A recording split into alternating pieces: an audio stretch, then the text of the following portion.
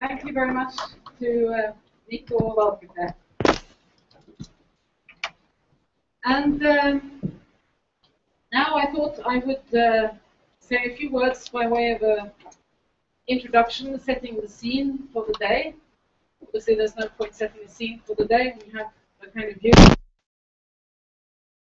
Look out, and there is no doubt where we are.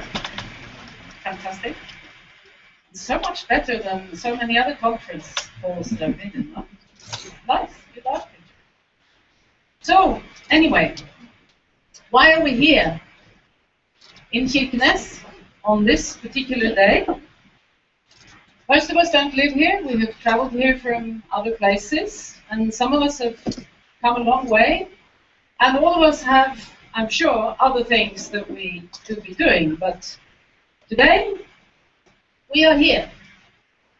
You see the scene for the day? You see there's no point setting the scene for the day. We're on the kind of view. Look out, and there is no doubt where we are. Fantastic. So much better. And it can feel like we are maybe far from the center of events. It's actually very odd, this feeling of being on the edge of the world like this. And as the mayor pointed out, this is maybe not necessarily true. I blame, actually, Gerardus Mercator, the 16th century Flemish cartographer, who in 1569 decided that it was a good idea to present the world like this.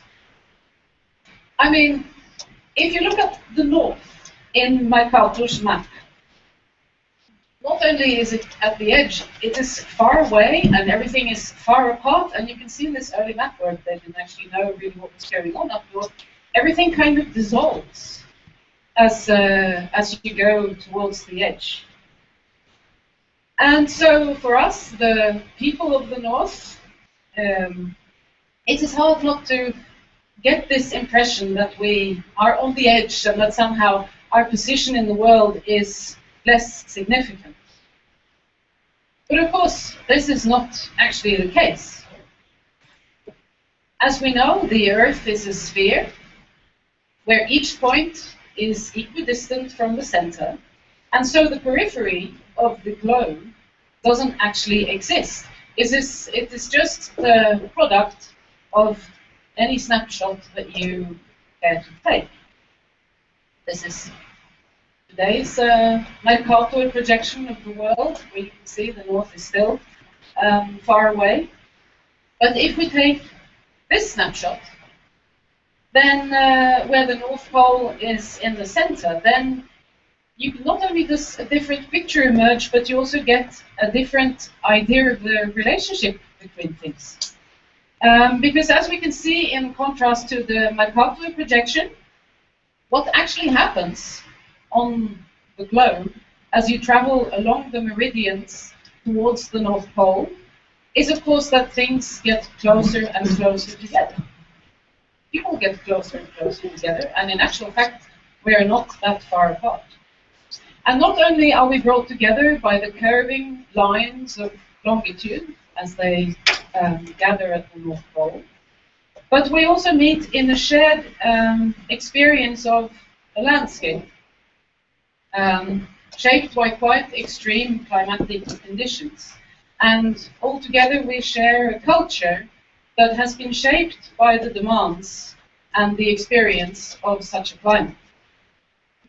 So we are not so far apart. And nor, as I'm sure we will see as the symposium progresses, are we really on the edge. Because now, as the climate changes and as the race for the Earth's resources hots up and gets tougher, this region here, which is shared by a number of nations, becomes all of a sudden not the edge, but a land of promise.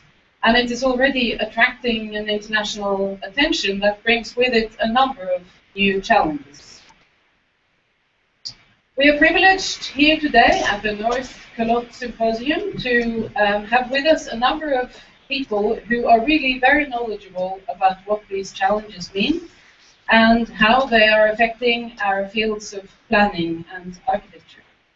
And for myself, I can only say that my ignorance of matters of the North is very embarrassing, and so I'm very, very much looking forward to these coming days, a chance to examine, to learn, and to experience as well the polar particular. A few practicalities about the form of this day. Throughout the day, there will be an opportunity to take questions. You can ask questions in all languages, so just feel free and let your questions kind of percolate eventually up here, and they will come out in English. But feel free to grab hold of any one of the organizers or someone if you have anything that you want to ask. There will be a 5-minute question session after each speaker, so if you have any direct questions of that particular speaker, then just raise your hands and we'll sort it out. And then after each session of 2 or 3 speakers, there will be a short discussion with the speakers and myself. And then right at the end of the day, there will be a half-hour panel discussion with all the speakers of the day, where again you will have the opportunity to ask questions or make any comments that you might have along the way. And the last item of the program, before the evening activities start, will be the icebreaker, which is an hour-long workshop session. So this is not the kind of event where you sit back and enjoy the show. You're very much welcome to contribute as the day progresses. And then after the icebreaker, there is exhibition opening and dinner and so on, and we'll get more information about that later on. This morning's session is called The Broad Perspective. And we will start with our first speaker, Mr. Rune Rafaelsen. Rafaelsen is the head of the Norwegian Barents Secretariat, and he has extensive experience in the area of geopolitics in the north, and he works very actively to put a Russo-Norwegian collaboration on the agenda nationally and internationally. And according to Rafaelsen, Norway today has only one challenging area of foreign policy, and it is right here in the north. So he will start the day with a discussion of the Barents region and the relationship between Russia and Norway. Please, Mr. Rune Rafaelsen.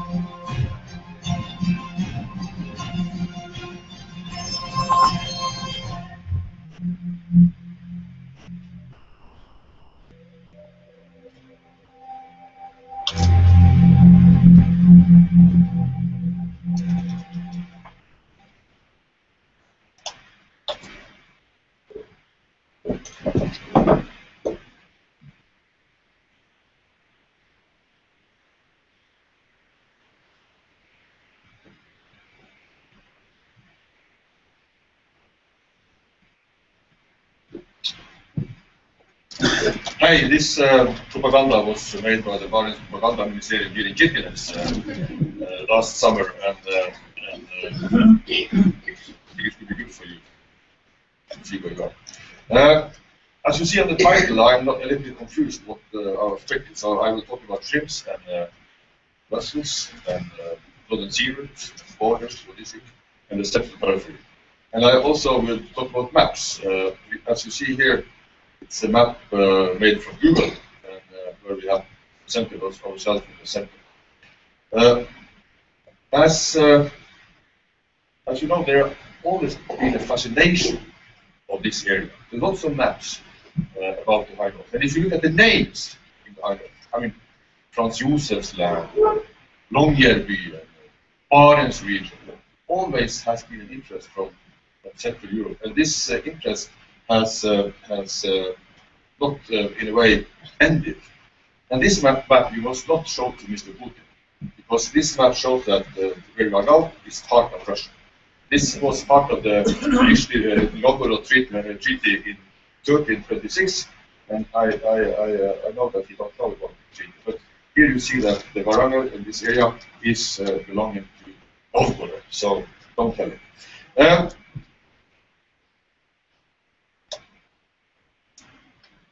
When you are entering Kirkenes, of course, you are entering into an area that came very late into the kingdom.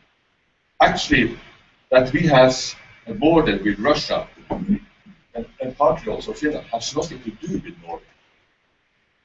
It has more to do with the French Revolution, the Napoleonic War, than anything else.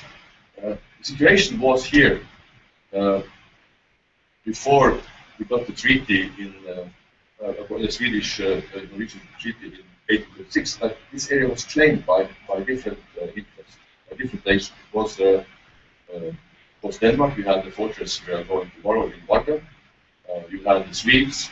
They also had a successful expedition here in the end of the 780s. They killed 60 monks at the Schenker monastery successfully, and also Russia was claiming this area. We had a church last Saturday. It was a beautiful Orthodox ceremony in name. Lots of people coming there from Russia, from Finland. So this has historically always been a very multi-ethnic area. You know, Norway became multi-ethnic when they got Pakistani to Kosovo in the 60s.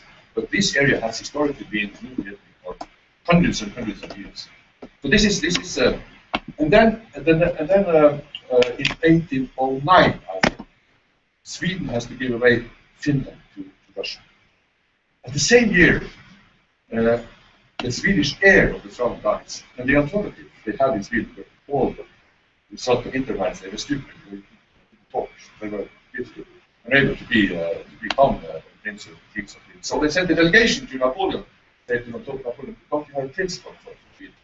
And they sent off Jean Baptiste Bernadotte, which you can see in front of the royal castle in Norway by the name Karl Johan. He said, yes, I would very much like to be king of Sweden. And he had his wife with him to Stockholm in 1809. First and only wife. But anyway, he started to talk with Alexander I. He was influenced by French geopolitics, and he wanted to tell Alexander, we need a border. And they started with those. And to get it correct, he became a traitor of his old friend Napoleon, signing a contract in Finland, in Åbo, to the 1st of August 1812, saying that if I support these soldiers against Finland, you will support me so I can have Norway free of charge. And this would happen in January 1840 in Kiev, Germany, where the treaty was signed and Norway was given free of charge to Sweden. And then he also continued the contract with and they had a commission here in 1825 and 1826, and at least they signed the border here, which is Russia's oldest border, and Norway's youngest, if you look at the public communication at Barents. This tells us about how where we are now are influenced by geopolitics, in this case French geopolitics. And then the situation today is the Crimean situation.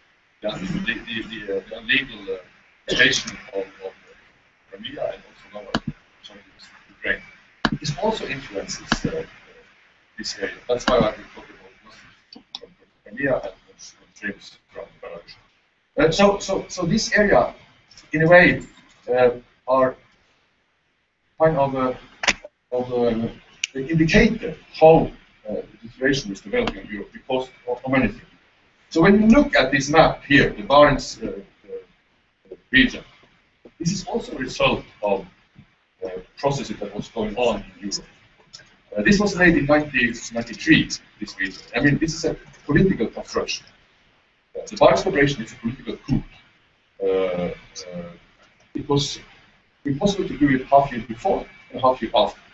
The reason was that Yeltsin was drunk, and Andrei Kozyrev was sent to Kirkenes to meet with Wråkberg, and they signed the treaty of the Secret Integration, which should encourage much more direct cooperation.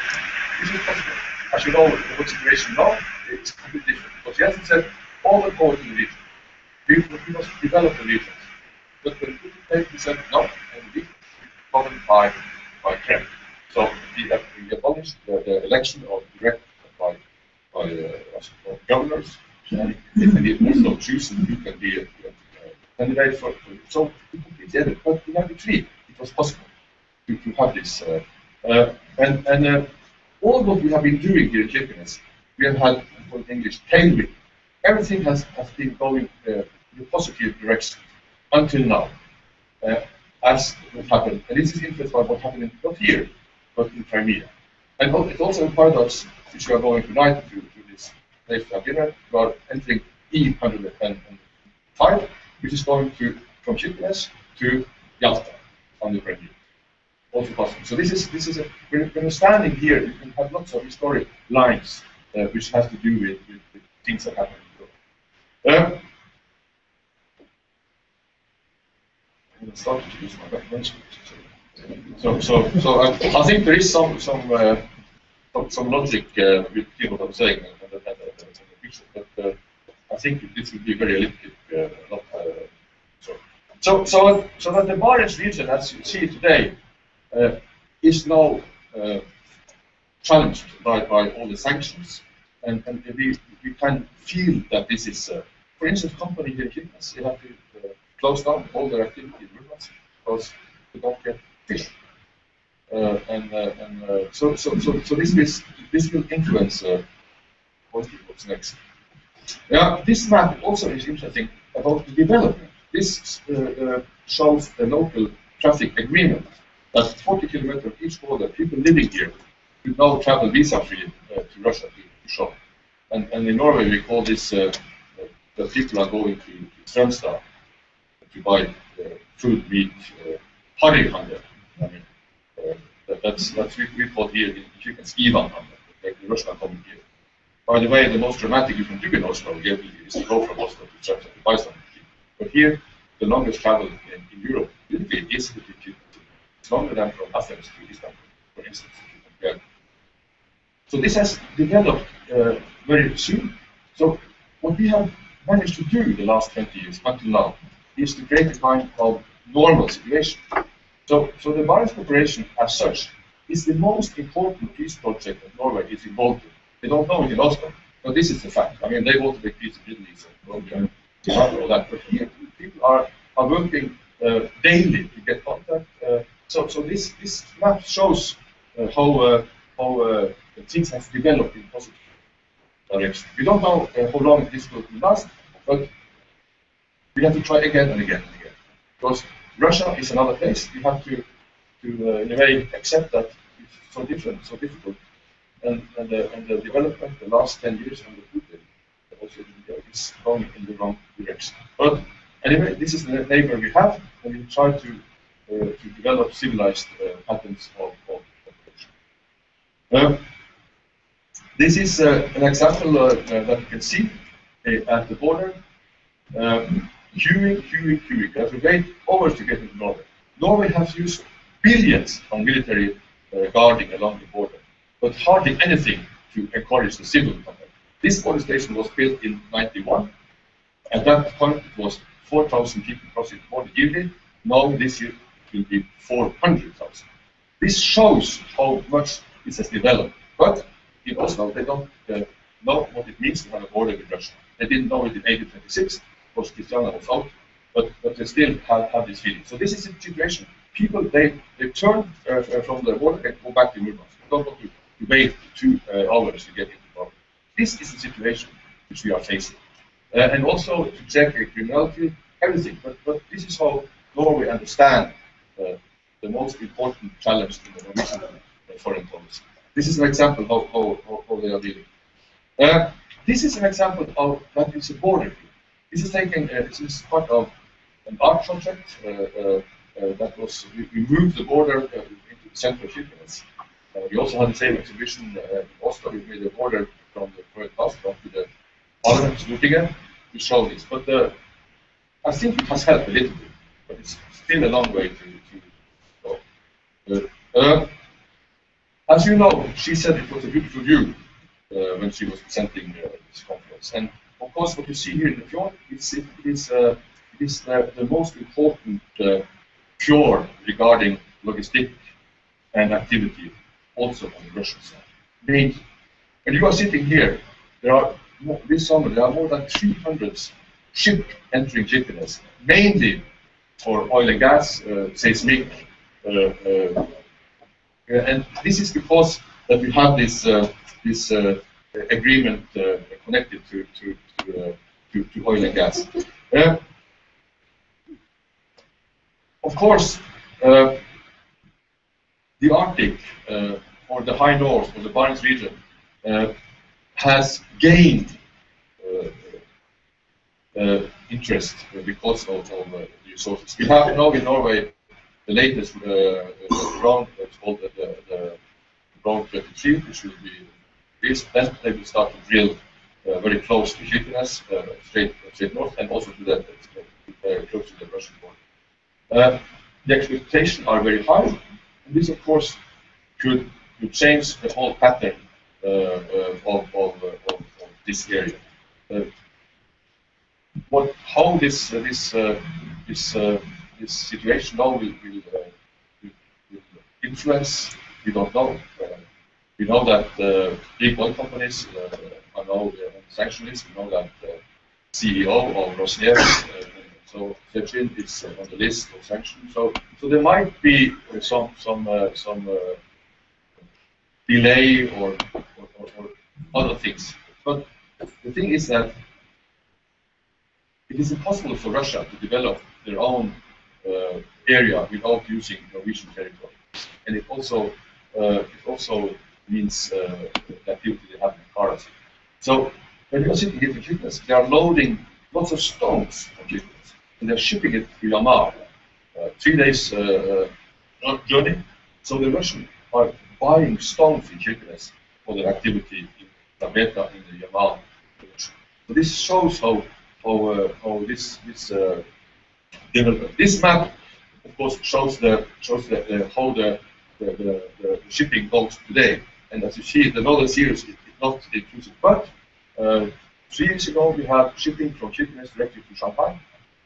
And when you do this northern series, you are earning about 18 days. You are using less fuel. And of course, it has been a growth in the activity regarding the northern series. And Kirkenes is extremely important as a kind of last harbor. Lots of surveys are being done doing here, but maybe the most important thing is not only that you can go from the Atlantic to the Pacific, but you can also have regional shipping from this area to Yamal, to Yenisei, to Gudinka, and so on. You have completely different situation because of the climate change. So the climate change and the melting of the ice has a geopolitical impact on this area. We see lots more activity. So this is one of the consequences of the ice melting. We don't know how this will go, but as you know, the activity will last until December. So this is a new situation, and as you know, China, 90% of all China's export and import are on ships. So and they think that in 2030 more than 50% of their container traffic will go through the Northern Sea. And of course, you need rescue, you need security, you need to have fuel and all that. So this is going to be extremely interesting for the high north. But the most important when you look at this sea up here is that the Barents Sea is a kitchen of Europe. There are enormous resources in the Barents Sea, and the situation in the Barents Sea has never been better than it is today. The production of biomass in the Barents Sea has never been high. This is a picture from satellite from NASA showing this. This is very beautiful, and this is what we should defend. So you cannot in a way afford to have accidents with oil and gas. So this is what we should defend, because this is a revolving resources, and it's also giving activity.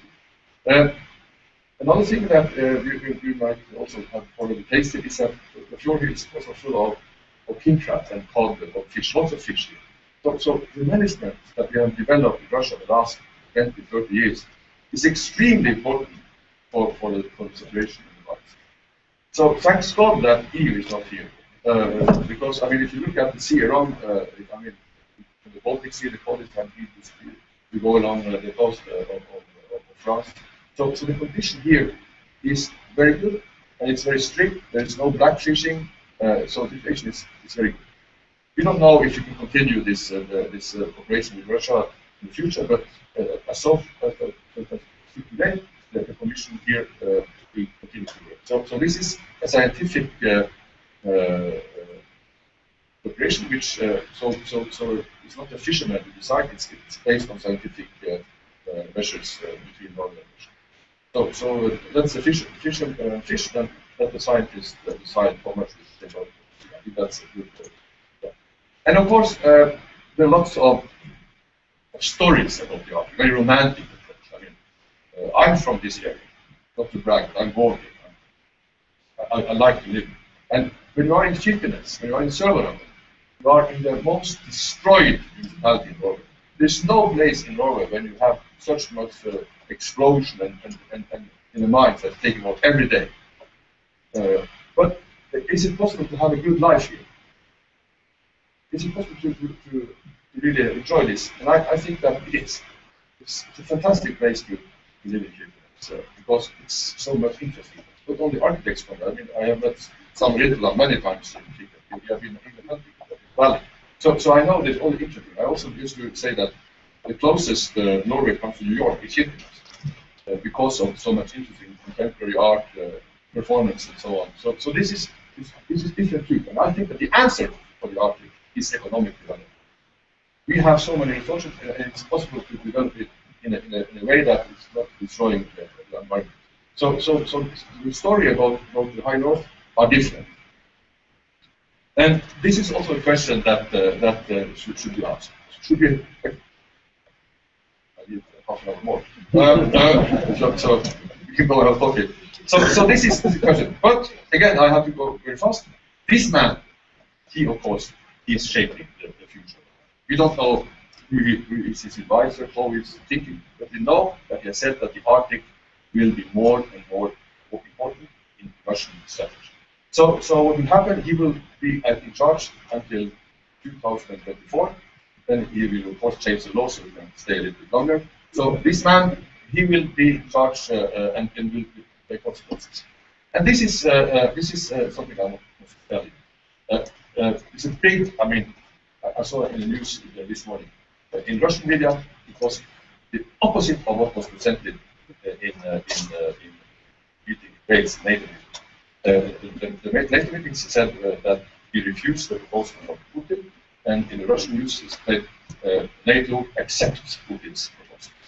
So it's completely. This is Muslims from Norway. After the Crimea, they put you can read Russian. They put a stamp. Crimea. So this is a Norwegian Muslim from Crimea.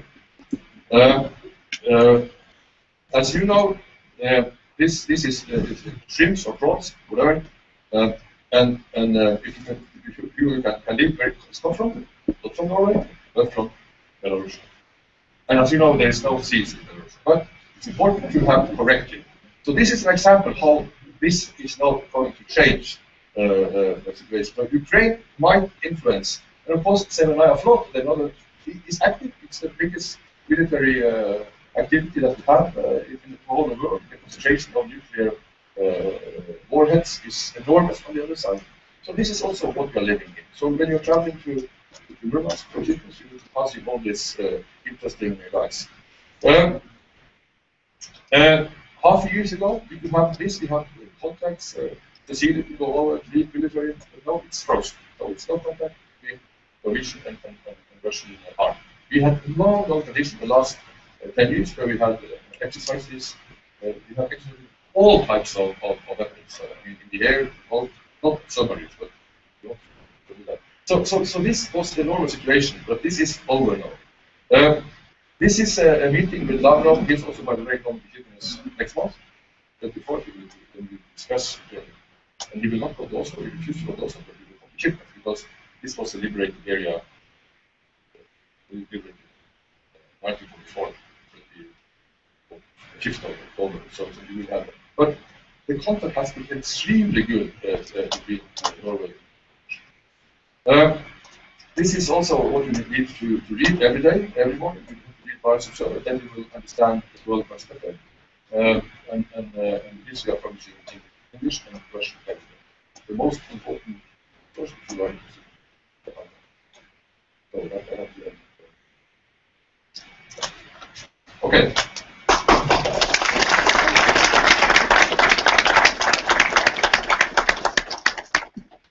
You really don't have another half hour? It's okay. And we just started. No. Just Full of intelligent people here. Also have things to say. Thank you very much, Rune Rafaelsen. Does anyone have any questions? Direct questions? Clarification of a few points, maybe?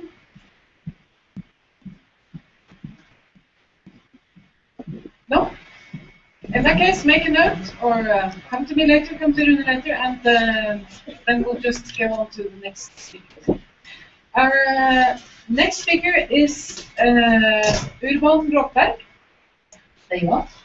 Urban Wråkberg is Associate Professor of Tourism Research and Northern Studies at the University of Tromsø. His research is in the field of nature and the significance of travels in the north, according to the worldwide internet, something like that. And in a cultural and as well as a geopolitical perspective. And he will talk about the Barents region seen in the global context. Welcome. Thank you very much.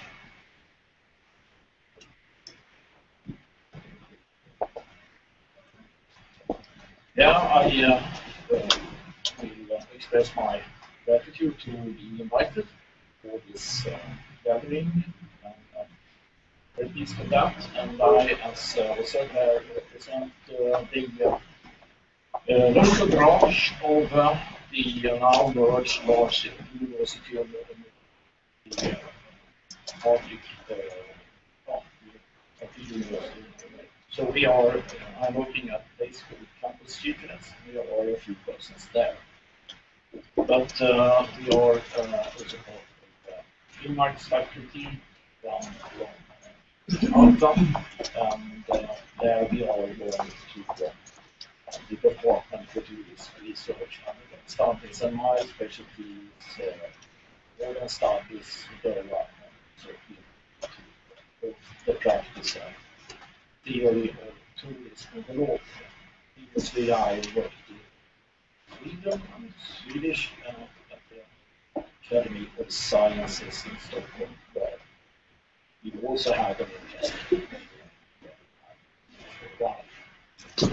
Yes, so I've been asked to make a kind of an overview of the drivers of the change and you might say development, of course, in the high north, in this region where we are, and taking more of a certain Arctic perspective on that. I will do that. I will also try to do this in a European and so the southern context, because this is also highly relevant, as Rune pointed out, this geopolitical change situation that we hope will improve. So, but it's fair to say that to discuss matters in Kirkenes, to discuss Eastern and the whole of Finland, we have had for many years now a global perspective.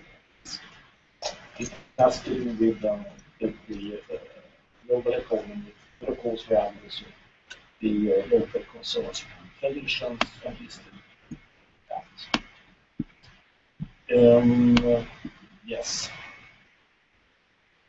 To recapitulate a little bit, I would today like to continue with my 20 minutes, however that will be possible to do, in the way that I will address a set of issues that are on the table for us who are trying to do research in social sciences and economy in this region. So I will have this as an update for what you already know, and throw in also some of the items that are under discussion in the research communities that are not decided, or I should say that are under discussion. That might be fun and interesting to engage in also. So certainly, as has been pointed out here, we have seen a very good period, innovative period in politics and the practice of foreign policy after the Cold War.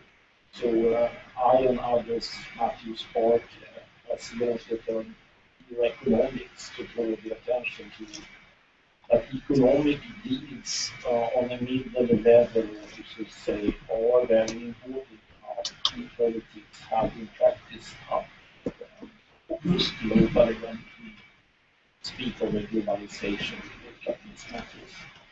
In Europe, there were many ideas, not least practiced and launched by the Foreign Ministry in Norway, that were very instrumental in bringing about the closer collaboration of politics that we have up here. And they were designed basically in regards to ideas produced in the general collaboration, cross-border opening of Europe. So the Barents region, yes, it has a time window, as discussed here, how it was put in place. But then very eager persons, especially regionally here, politics, engaged and made this cross-border collaboration have a contact. There were other concepts that we have been working on between city concept here that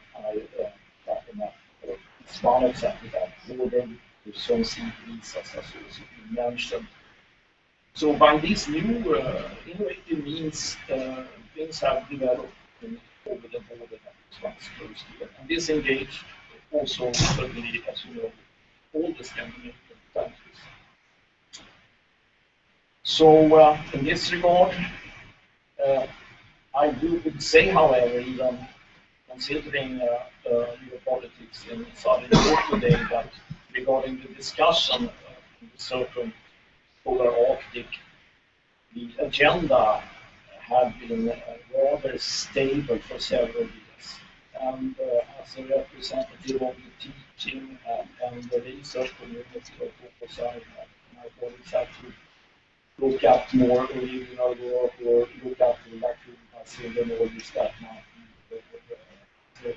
more work would be needed. So certainly these focuses are on the agenda. The Arctic Council or working on level research programs are on, and this is the basic important knowledge that we do really need to have, of course. And but today I would like to turn your attention also in other directions slightly. So we will see how time we work here. I understand that our presentations will also be made available somehow. I could, I'm very open and happy for this opportunity also to address you. So this is I will just open on this and then try to exemplify a bit on what we would consider here for the highlight of its context. So let's so for the in social sciences we have borrowed, so to say, the concepts of sustainability and resilience today. And we have a lot of research going on this. I'm involved myself in a large Swedish research program that is open these days on the aspect of the sustainability of the general phrase on the hand. But this concept is a scientific concept. It's origin there, resilience even more. So it's not so easy exactly to say what we mean by this. I would transfer this to a socio-economic situation. What is the sustainability of Kirkenes, for example? Because these have been designed on the sustainability of the needs of fishing populations and things like that. And it's not always so nice to transfer this concept to, for example, minorities and populations. So we know this is a resource-rich region, and we need to remind ourselves of this. This goes also without considering Russia into the picture, but of course the Kola Peninsula is having in mind this before, and is still of major importance in Russia. So this is not a map that you can read well, of course, but it is an example of a collaboration between the geological surveys of the Scandinavian countries. And it tells us basically that there is a lot out there, and of course there is still water from the prospecting and surveys. So there is researches. So that is probably fair to say that we don't know either quite these resource maps very well. It's a research matter too. Then with considering the scientific image of the North. Now, as an example, I would just mention the fact that in Sweden, the MISTRA Agency for Strategic Environmental Research has decided to found a large socio-economic scholarly research program looking into the impact of mining, as we say, into the regional economies. And this has not opened.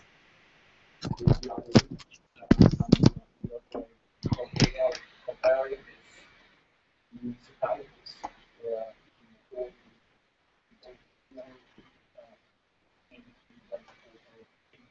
so down is all this map, and we are going to look at the iron mine here, the general and upstream the mine there. So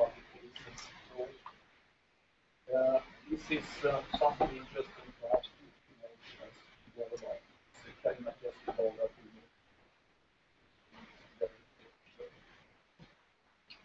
The other side, apart from the mining, is also the the resources of the Wråkberg sea.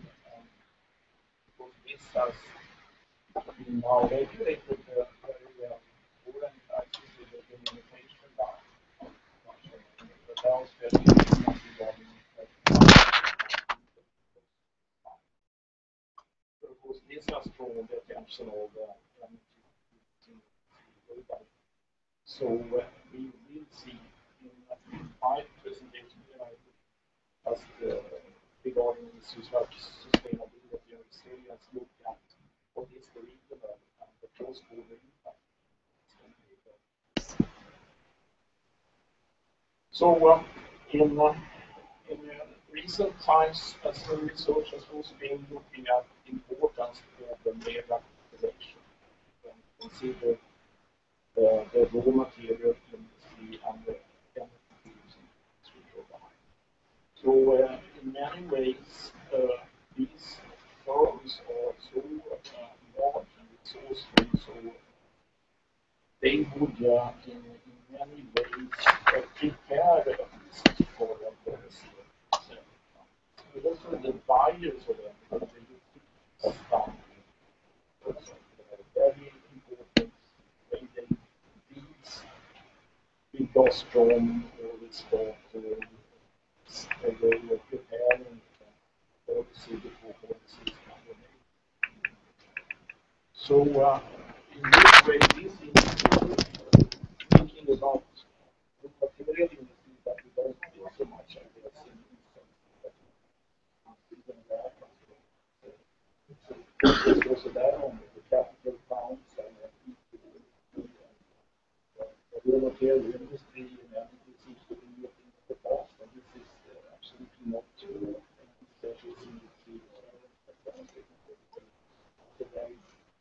Resource, it handles enormous resources in that area of capital. This makes it important to start out that. So this is one side of it, and I just exemplify here from both Russia and Norway.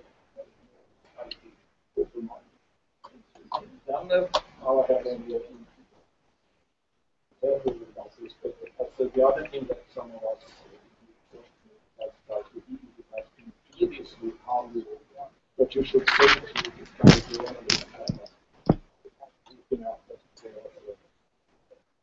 alarmism that is overblown regarding interest and conflicts behind that. And therefore, suspicious about actors like China and that kind of things. But on the other side, economic perspectives, these nations remain are sitting on a lot of capital that we actually need for whatever development we see.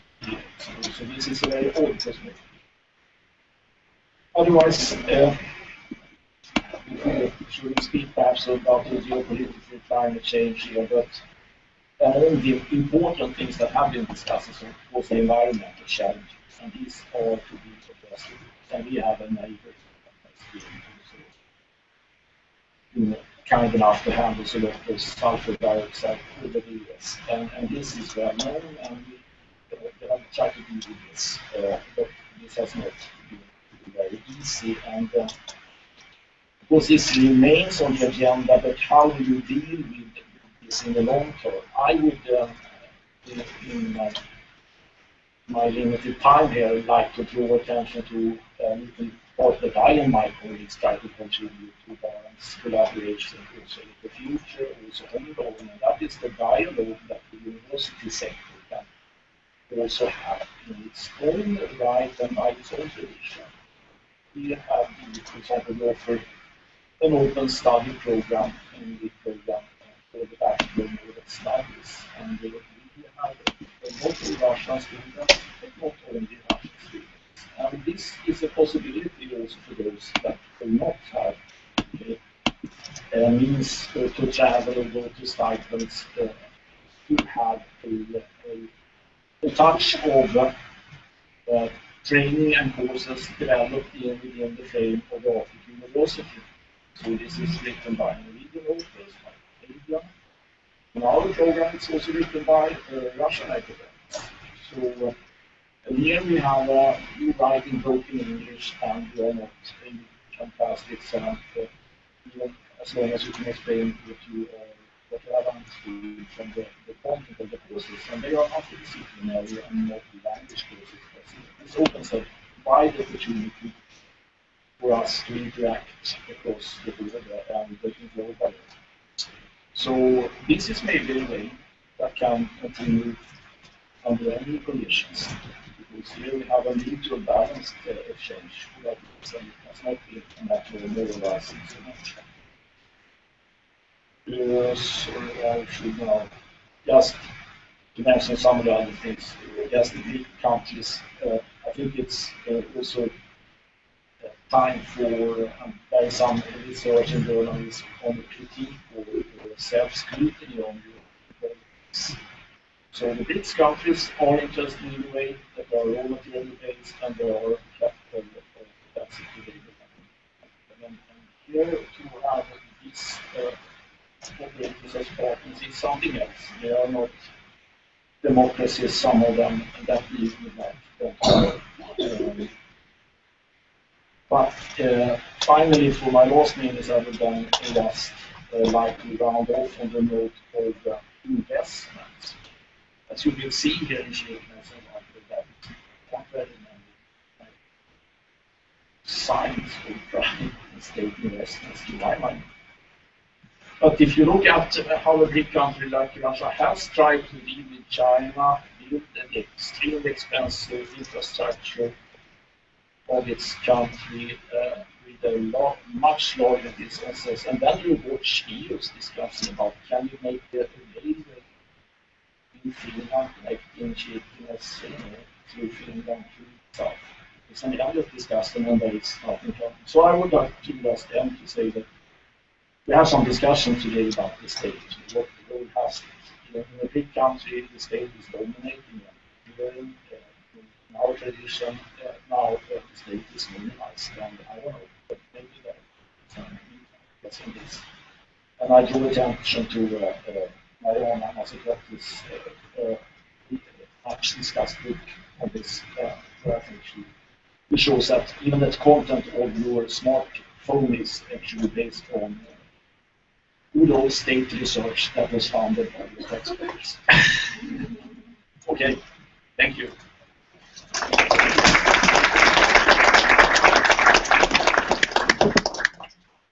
Thank you very much. Are there any questions to Wråkberg? I think what we are getting is just the first map of potential themes. We'll have to continue discussing through the day. Thank you very much. Our next speaker is Jorma Mukala, from Finland. Jorma is an architect, and he is my direct colleague, the editor-in-chief of Arktiske, the Finnish architectural review. And he will give us an insight into the relationship between the global and local, seen through the changing concepts of contemporary architecture. Jorma.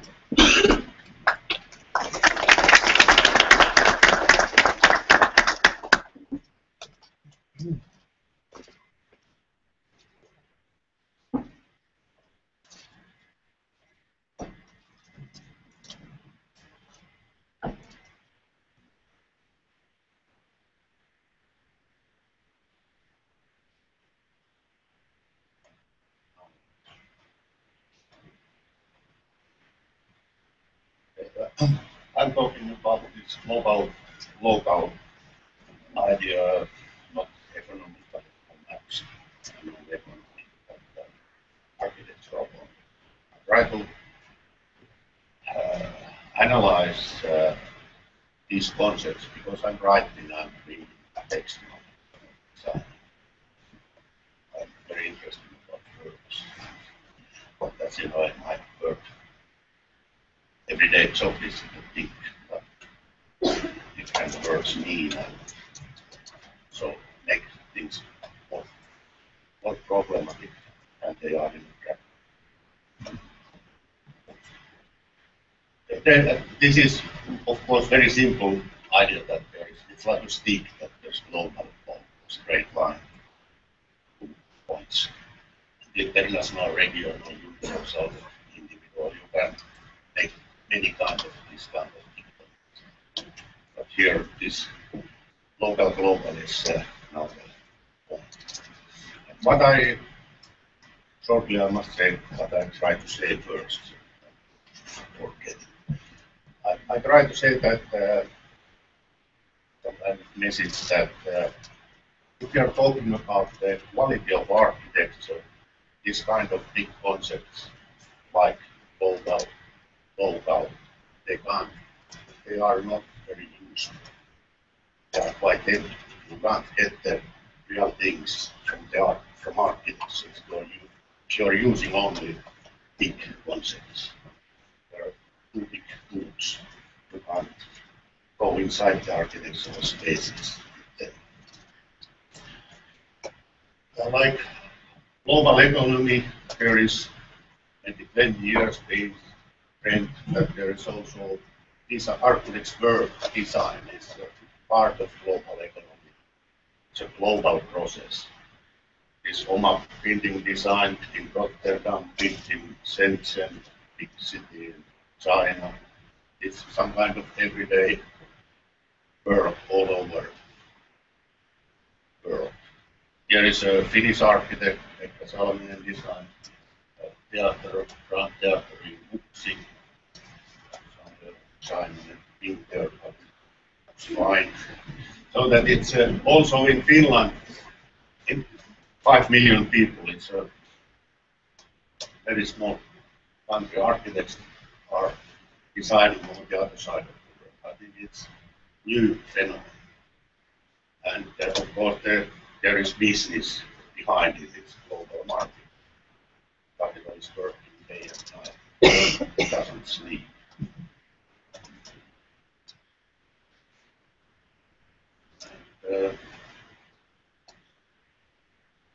And here is well-known examples, so that I don't try to say anything new about these examples. But okay, then another phenomenon in this global design is star architects. Before there was movie stars and rock stars and very brandy images, and nowadays we have star architects. Some kind of new phenomenon. Maybe Bilbao and Kirkenes was the first one, and now there is more and more stars. Because media won't like to write and make pictures about stars. They need new stars, so stars are born every day more and more. Media needs new faces, but of course it's also in architectural culture. They are quite not concentrating what Heads of Meron is doing next and Almaas is doing next. So thinking architecture through these stars. Here is some quite interesting construction. I don't know if it's Basel or where is the office of Heads of Meron. Somewhere in Switzerland. Okay, then a new phenomenon also, I think, not anti-star architecture, but it's better to say, I don't find very good. But, young architects and students have reacted, I think, against this criticism against the star architecture. And they have designed many, I've seen in magazines many projects, German students, Norwegian students, Finnish students, and young architects trying to help poor countries. This is a school in Cambodia designed by Anton and these architects. There is many examples of this trend or this move back to basic. And there is behind the core, hardcore, is not business, but some kind of ethical passion or equality is important. That young architects want to give their skill to help people. But still it's global phenomenon. This is designed in Helsing and built somewhere in Finnish. So the process is global, architecture is different than Beijing study. And here is quite near one building, Ingerid, Sami Cultural Center, and young architects from Oulu won the competition and it's built now. But this is in Finland, and the process, design process, and also the building process has been local or Finnish, but it's better said now local process, not local. And real local architecture. Now I try to make some comparison. We try to analyze the quality of architecture. is the Herzog-Meuron Stadium is global, Star architecture, then there is global kind of, I don't know the word, but okay, white or some kind of ethical, another global. Then there is local, real local architecture. And if you analyze the forms, and of course there are only lands, but the atmosphere of architecture.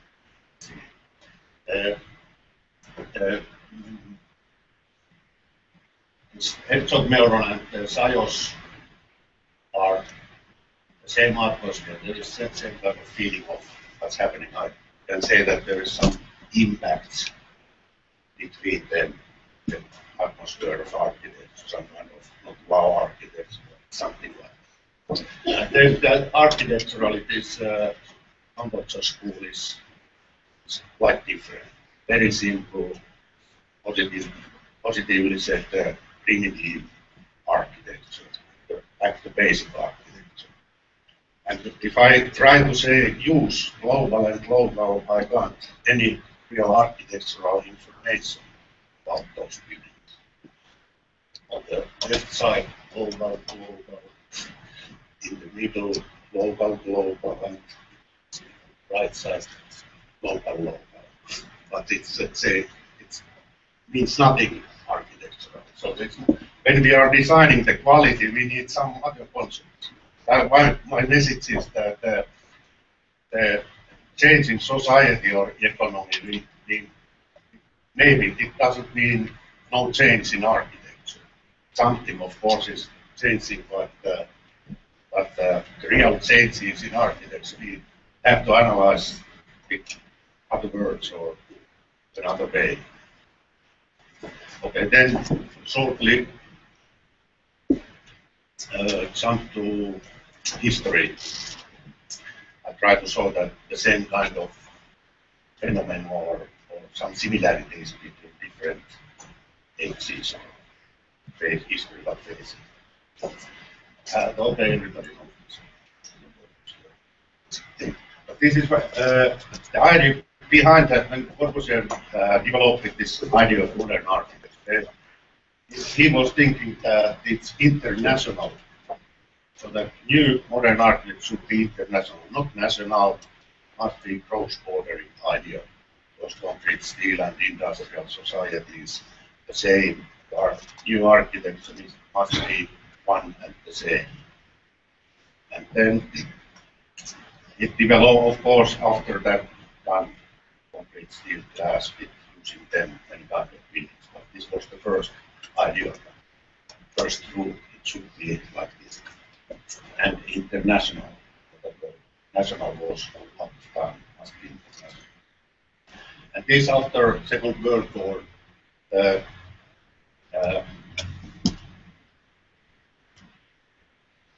developed in Mies van der Rohe, and especially in the United States, the office building is some kind of typical international building type of our age or of industrial type.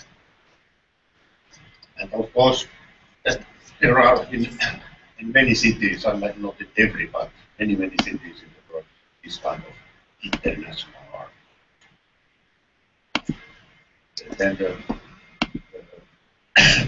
in the 80s, okay, after in the 70s, you know this basic history. In the 70s, postmodern criticism, and in the 80s, architect against this international style of modern. Then architects try to find ways away from the technology, try to find some kind of cultural identity or something like that. And there is Rafaelsen museum in Spain. There is, this is modern architecture, but very different.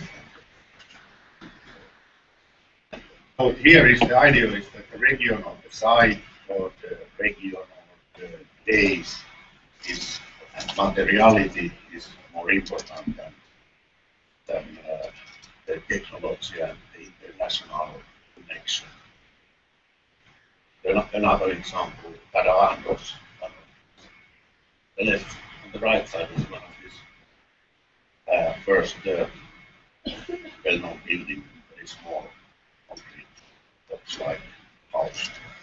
And there is also the concrete and something very small project that it's well known, okay, brutalism well known, using concrete in architecture, but still something new in the end of the 70s and I think in the 80s, something new, they make architecture, something new and international style.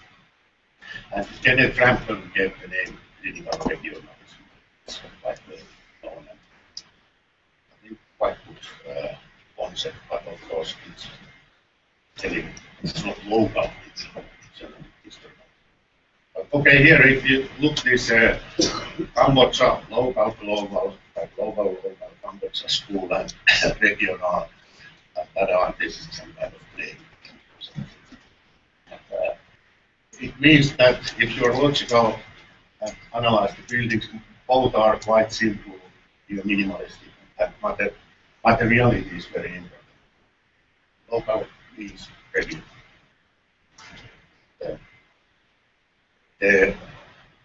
What's the quality here is, I think we need to gain some other concept.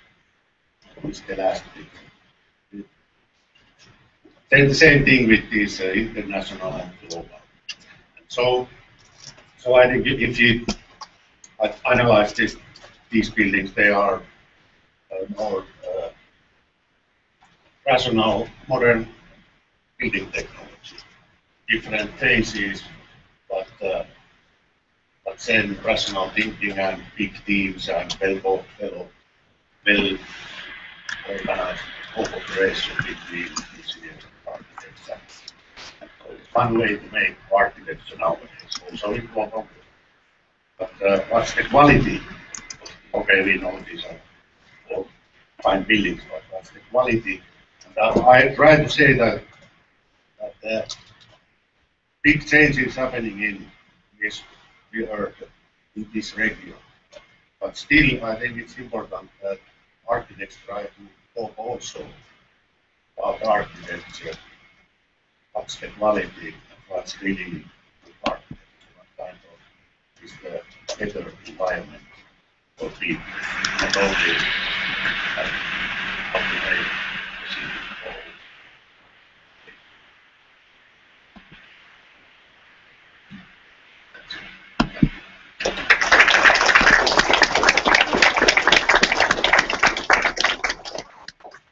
Thank you very much, Jorma and Mukala. Any questions?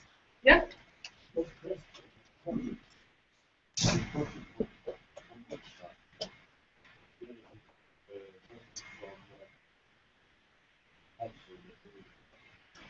It's interesting to see planners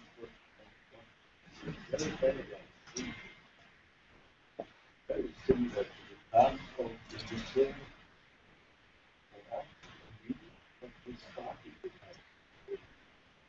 Very inspiring, very useful skill for people.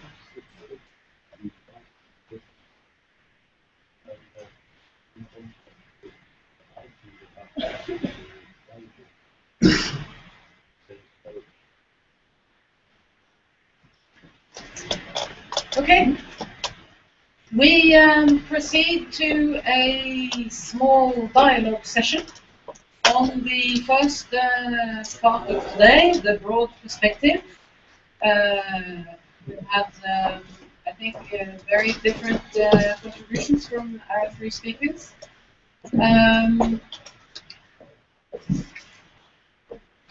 How is it organized practically? Okay. Can we have the three of you up on stage, please? It looks more like an interrogation than a... It says here, panel have your lunch. We'll see how we get on. Yes, looks like a quiz show.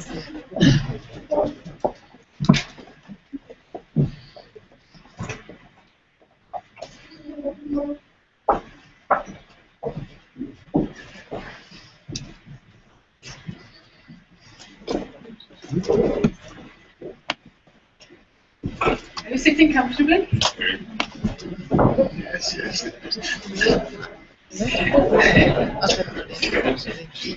So I have some questions for I think from each that I'm left with from each of your presentations. Maybe they somehow shed some light on this first session about the wider perspective. I don't know, but my first question really is to you, Rune. You might also have comments or questions on each other's presentations. I don't know. But my first question is to you, because the thing that struck me about your presentation was that you described a situation that was constructed. The Barents collaboration is the result of political will. Someone thought this is a good idea, how do we put it into practice? And so, first of all, I want to ask, what was the overall aim of that collaboration? It's not a given. There are a number of regions in the world where it would be very useful if someone sat down and said, let's do it. But what was the aim at the time? Some of you will remember what was the slogan in 90s Europe. The regions. Jacques Delors was talking about the region of Europe, and we were having a referendum. Should Norway go into EU or not? Finland the same, Sweden the same. We won, we said no. And the reason for the initiative, I think, was that Norway wanted to bring new brand resource region into. Was Stoltenberg who took the initiative. He was also nominated as Minister for Fishery. So I think that the Barents Cooperation is a result of internally the political engine that was mostly spoken by Jacques Delors about the region. So but in balance to the EU development? Contribute to the region. And what happened was that when Sweden and Finland joined the EU, and we did, suddenly Norway and Russia, which are outside, had, in a way, a linkage. So lots of the projects that we are doing are financed partly by the EU. So I think that this initiative was part of what's happening in Central Europe. Again, the Arctic is not a place where things are happening without any connection to Europe. So this is a result also of the debate that is going on in the north, in Scandinavia, and the country is trying on that. And built on that rhetoric, I think is important. Yeah. And the critics against the budget when we studied it was that all budget that's on the culture, that's not like that's of craft music. I mean, it's very negative. I mean, it was not really politics of people. Its creation was kind of driven by people. It was a wanted cooperation between people living in there. Because you are using the old-fashioned name Mukala, which you don't use anymore. You don't use Barents. But the Kalgaev cooperation was in a way needed some new energy, and that here's Russia. So Russia, I mean, you have to remember that Soviet Union collapsed on 25th of December '91. Just 1 year after they met here in conflict, Russia was completely exhausted economically. The recession in Russia was much bigger than it was in Germany after World War II. The inflation rate was 1,000. I mean, this was a really lost 10 years for Russia. And so this initiative of the Barents cooperation was very important for the Russians. Welcome. Very welcome from this was wanted. And still today, the driver of the Barents cooperation are local artists, are local businessmen, and so on. This is in a way kind of I look at that as kind of very good separatism. I mean, that because we don't have time to talk with Oslo, Stockholm, Helsinki for that reason, because we don't know. So it's I feel also if you look at the pattern of the cooperation, the most active is the regional level. I mean, they are talking big politics in Oslo and all that. But this cooperation is run and driven by people living. That is how I hope it should develop. I mean, everyone is against oil and gas if you don't give us positive reasons. The last is good. Yeah, I can just add that But then, so there have been debate about how you understand this Paris Convention and from something much top down or organized.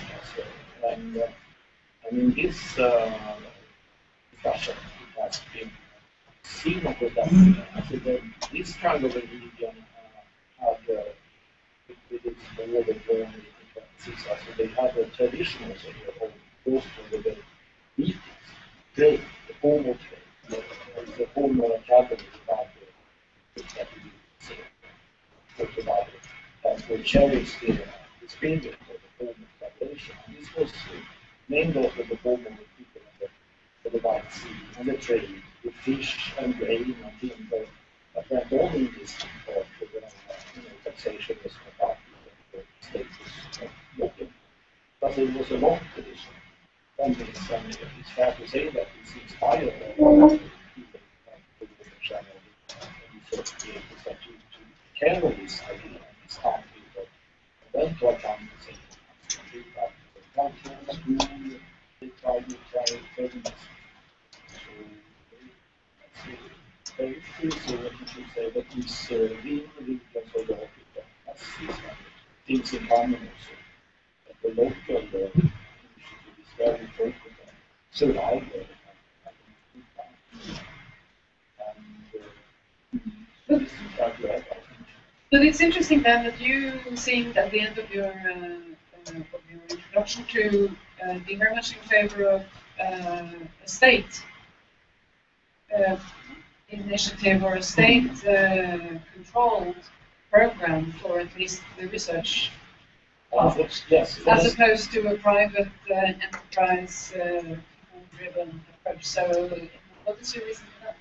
I was thinking about challenging a bit debate, but I think it's fair to we have it was a good discussion about it's a political matter. Does the state pay? In a global world and with a lot of change.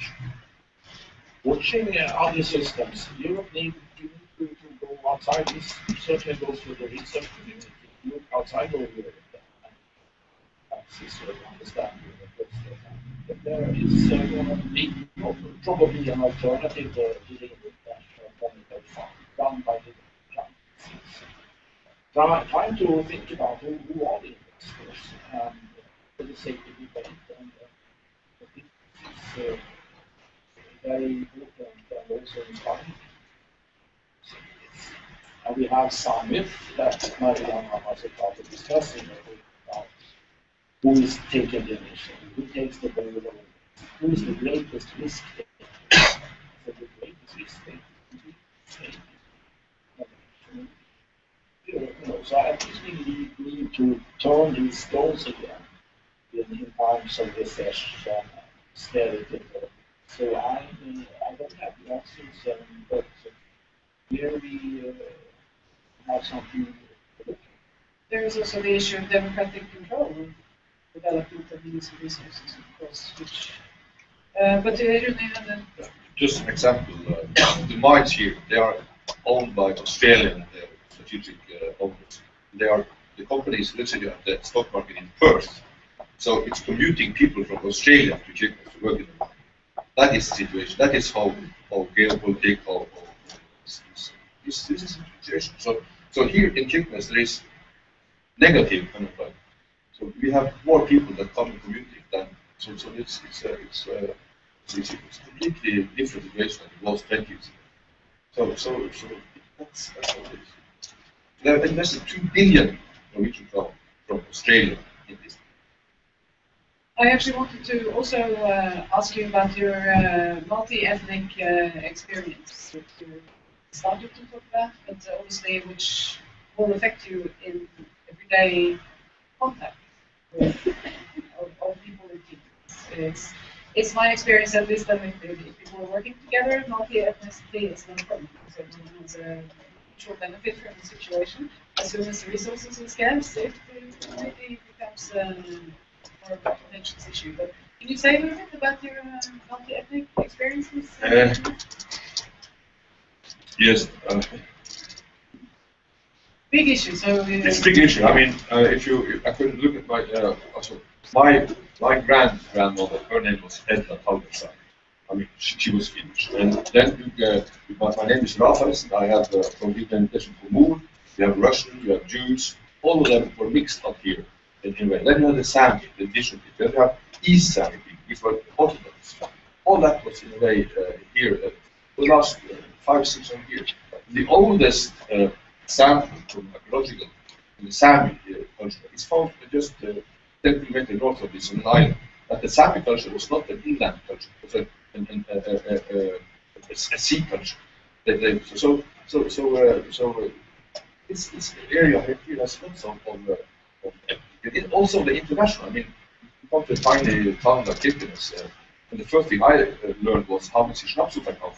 Because we took the small ship and we went to the boat and buy a liquor from the ships and we sell it at overpriced. And you speak German? You speak German. I mean, this is and even in Kirkenes today you have German names because of the war. You say, I'm going to ArkitekturN, Armee Verpflegungswerk. Don't stop. This is how, I mean, it was war here every day. And in Norway it was less than 1% of the people who died. There was no war in Norway. You know about it. But here it was war. And of course Norway won the war. But this was a situation. High north. But still, there's very complex international patterns you can draw when you sit here on the stage. Do you think, I mean, Jorma, you talked about the relationship somehow between local and global responses to local and global challenges. It's very visible, of course, in see the globalization of industry as the most obvious thing. But it's what's interesting to me also with this constructive collaboration is it repeatable? Can it be a model for other regions where you need collaboration? Are there political conditions that can be somehow reconstructed elsewhere, or is it a result of specific historical developments in this region that has to do with distribution? It's in a way, I guess, a question to all three of you, because you have experience from this way, but looking at you, best place. I hope that it was good. Because when you saw your presentation, I was thinking, because I think the industrial architecture scene in the 50s up here, you see some of the remnants of this, the railway, and some of the railway route stuff. So you have the train, I mean, beautiful industrial architecture, which is now destroyed by this new one. But what was your question? Whether or not the Barents collaboration is a repeatable model or a result of specific conditions here in the north. Yes. Next month, or in November, we are going to have a huge conference just here called the European Foreign Dialogue. Which Mjaaland mentioned, this collaboration was driven from people around. And so we are meeting people from Kaukasus, from Baltic, who should look how have we organized this virus. This we use as a model for Carpathian cooperation. So I think that most of international cooperation, for instance, the Baltic cooperation, I mean, who cares about that? I mean, that's this has been driven. When the minister came to Kirkenes in 1993, the bride was already fit. She was still So it was easy for the minister. But this was a kind of so yes, it can be shared and we are doing it. So we have a network all over Europe and even also for Southeast Asia. Come up to see how have we organized, and we are now doing counseling between the border between Bulgaria and Turkey and between Slovakia and Ukraine.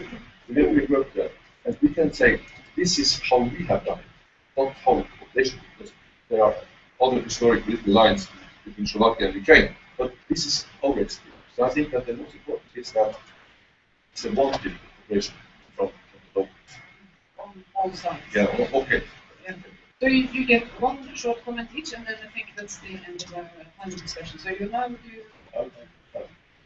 political comment that Finland tradition really years. I think you never know what's very often surprise.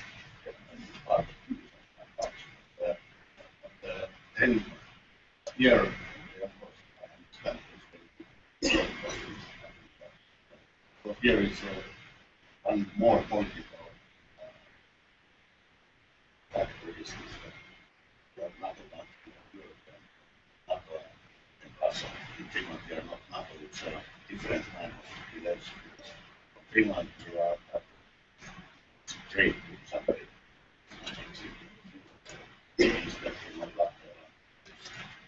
As we named in shops like here, but it's only trade here.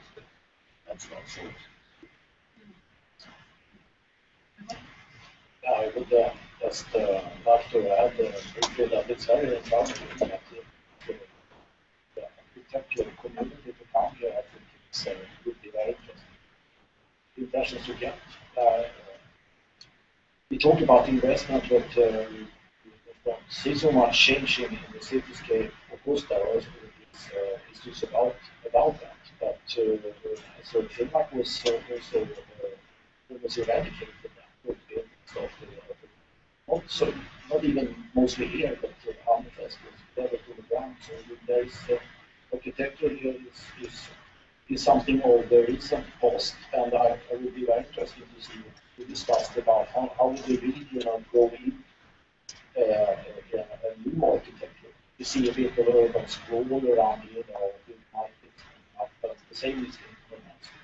So I must say it's a very good initiative, and Rune has also got the cityscape here. And for to say just briefly on the Indigenous, this is very central. So there is no way that you would forget about the multicultural aspects of the native land and the economy, the global economy. But it's also an interesting experiment in the management of land here that you might particular management that runs the vertical global economies of the state travel called Sommerland. So these aspects are going into very interesting to follow.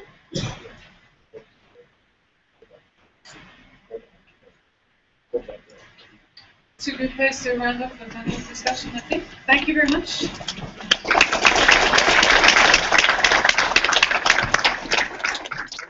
So, as all good symposiums, we're now running 25 minutes late. But I think we nonetheless, Anita, we nonetheless deserve a short break. Yes, a 10-minute break. So please be back at 10:35. We shall reconvene.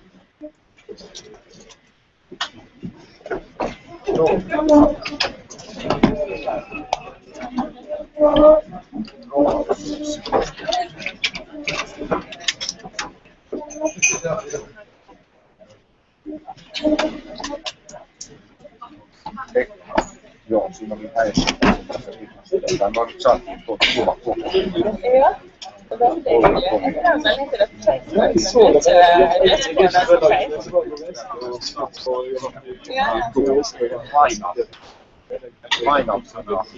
Ja, det är olika. Ja, det var närmast det var programmet. Det är bra att du är här. Nej, det är ju så jag hade heller inte det här för att flytta. Ja. Och det var en av de faktiskt inte långt nord heller, men väldigt långt öst. Ja, det är långt nord. Ja, alltså är det längre. Men det är ju på linje med Istanbul. Alltså, det är faktiskt så långt. Vi har gjort en del här och då vi ser på dagen här. Den är märkt på själv när du kommer på Tromsø. Du tänker du det märkt. Den är märkt. Fortsatt, den hade varit alla kusten. Det Du har det bra? Ja, Godt. det Du hører hele tiden sagt at det så Oslo på litt. Ja. Skjønner hva de holder på. Det er jo vanskelig å ikke tenke på. Det var veldig hyggelig å jobbe på skuret, men vi hadde det veldig annerledes enn nå. Det var veldig godt. Ja. Det er liksom det på en måte som en av disse her tingene som jeg heter. Hele kontoret er jo større enn en av prosjektene. Ja, og så er det noe med ting, det synes jeg er kjempegøy. Det er jo bygget en tegner, altså bygget det. Og det er jo gøy. Nei. Det er veldig mye forskjellig. Jeg har gjort utområder til nye barneskoler. Kirkenes har veldig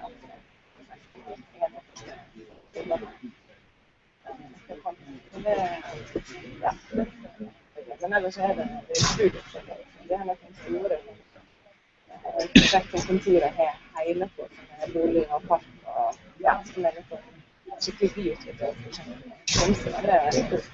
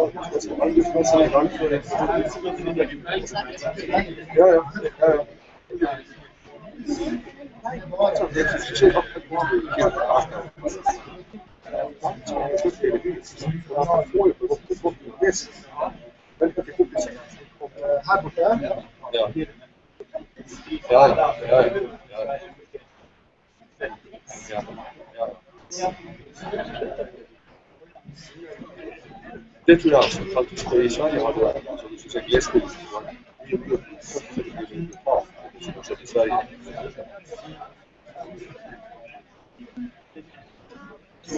Ja, ja. Men altså, det er det her. Det er her, så det er ja. Det er litt sykt. Når man ikke har et sentrum, du har vekter sånn. Man skal gjøre det. Så sier det mye med bevisst at ressurser skal brukes på disse bord.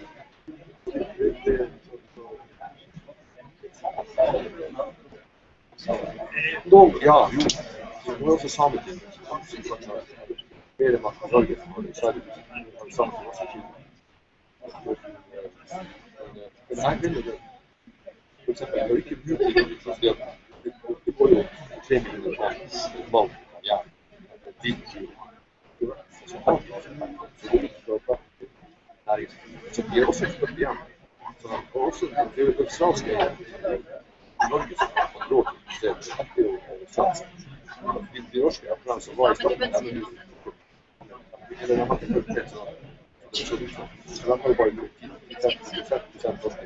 Så er det noe russiske som det er på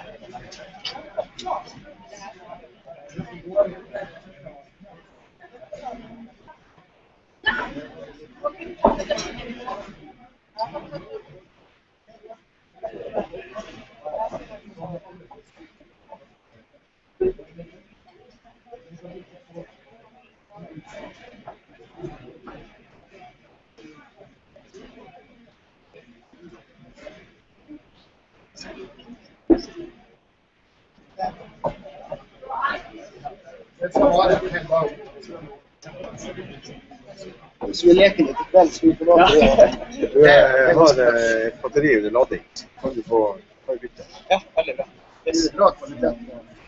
På streaminga, det er faktisk veldig bra. Har du muta nå, eller hører alle hva Vi hører faktisk alle hva de snakker om. Så...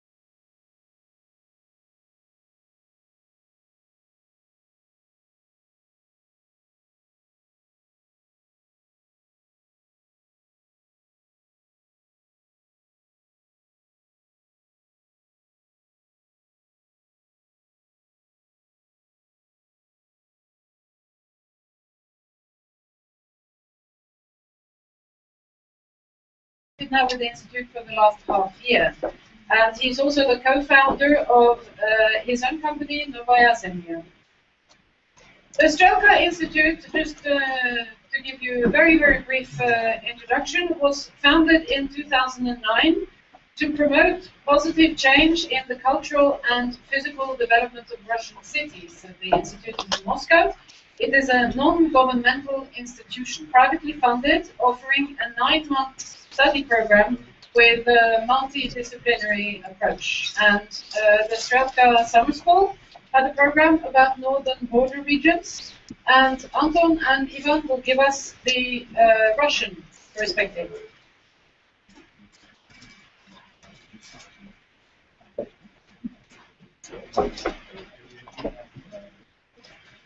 Did you click the switch?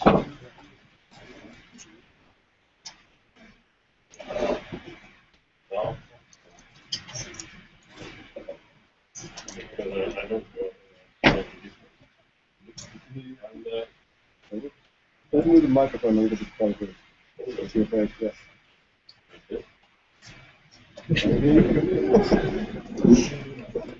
You're closer. Okay, I'm loud enough to show.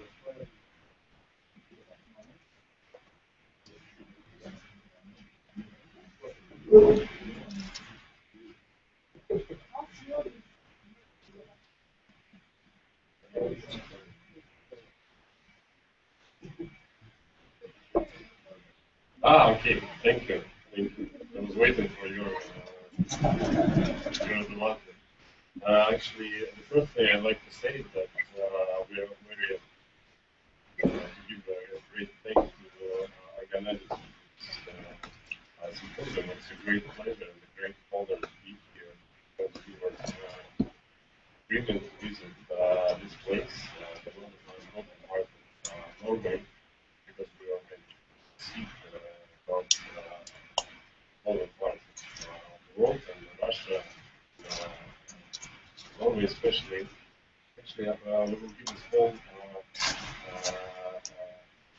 explanation who we are and why we are here and why we are so interested in northern problems and issues, and we will show you and we will share not kind of a result, strict result of any specific research, but some kind of observations or intuitions in some issues connected to the development of Russian North and actually more forward to sustainability of Russian Russian artists. So as for me, I'm, as it was said, I live in Moscow. Actually, I graduated from Strelka media, and I worked there for 3 years. And, last year, I was a curator of public program, summer public program there. Actually, yeah, we organized several discussions about border cooperation, and one of them was dedicated to teaching Transborder cooperation, which was actually proclaimed by Øystein, actually succeeded there. Actually, because of his suggestion, we are here today, which is a great Transborder cooperation. Another thing that because we are interested in local issues, there were several discussions about what is the next steps for modern cities, which are already developed, and the already developed. And it was called digestioners, which is Russian weird funny, освоение севера, instead of освоение севера. Another thing, and my last project which I done, it was together with my colleagues and my guest, Eric and architect from Moscow. We did a project for Russian Norwegian architects.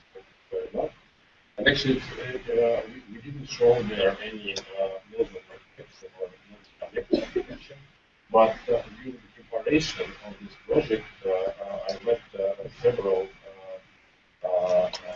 Soviet architects who were working in this direction in the 60s and 70s, and they shared with me a lot of their kind of fantastic projects and a lot of their work which was done but never implemented. it's these are kind of issues which I moved to do, and actually, yeah, together with one we are planning to make huge or several small researches on one will tell about physics.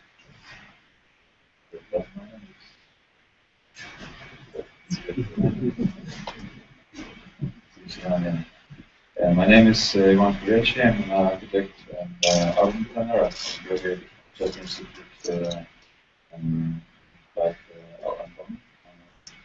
Thon. Now I'm running my own company. It's founder of Norwegian. We're involved in projects in urban and regional planning, Russian regions. And earlier, when I was a part of the research studio in Strelka Institute, we have done a project on Russian Arktiske region of Almaas district. And we have been involved in research of Russian infrastructure, and we made research in Russian, most like important for the state part of Russian infrastructure, the gas infrastructure, the travel to the key region, the place where like 85% of Russian gas is from. And also for district, and it's three big gas fields, and it's a city very nearby. It's a place where it's called like Harkiv, which is why it's like 25% of gas consumption. It's really interesting research. You can see it in the photo. It's called the Cross, the huge the foreign infrastructure is a huge trunk pipelines, gas pipelines crossing by in the regions in Tundra, Arctic Tundra. It's another research project we have done. It's borderlands, and it's research on Russian border zones. You know, that's a very interesting topic because it always the border zones. In Russia, it was always a tool to control the land. The land used to the state. It's during the centuries, it used the border zone as a tool of cooperation and cooperation with the neighbors, and at the same time a tool for confrontation and protection of the land. So you can see it in the Norges region that the border zone has changed a lot of times, and you can see that in different parts of Russia the border zone that is controlled by Federal Security Service. It's really different. It has a depth from 3 or 2 kilometers to 200 kilometers in depth. So it's kind of not only a tool for borderline protection, but at the same time a tool for the resource control. And it's quite an interesting study. And another thing that's we've studied the topic of Russian connection and how the social system is very reliant on a gas benefit that it's gas from gas that it's sort of the European states, and how both sides are very reliant on it, the European side and the Russian side, and called gas religion. They have traveled several sites and have made a yeah. Kind of a lot of tangles and artifacts they found. It's just original gas-driven site, and it's a position for gas-driven. And another topic of research we have done is we have tried to analyze and to provide a simplified view on Russian state social, economical, spatial structure. We try to make it in a really simple way to understand how it's changed through the centuries. Like in time when the rivers and boats were like the way to transport goods and people all around on the along the territory. So it's the whole state was like a European one. It was all the inhabited cities were in the Russian European part, and then in time of development structures, the structure of the state became linear and spread between west and east, and then we have further used the structure is now on this way. It's called a triangle, like it represents the structure of gas pipeline system and regions that are involved in a drilling and the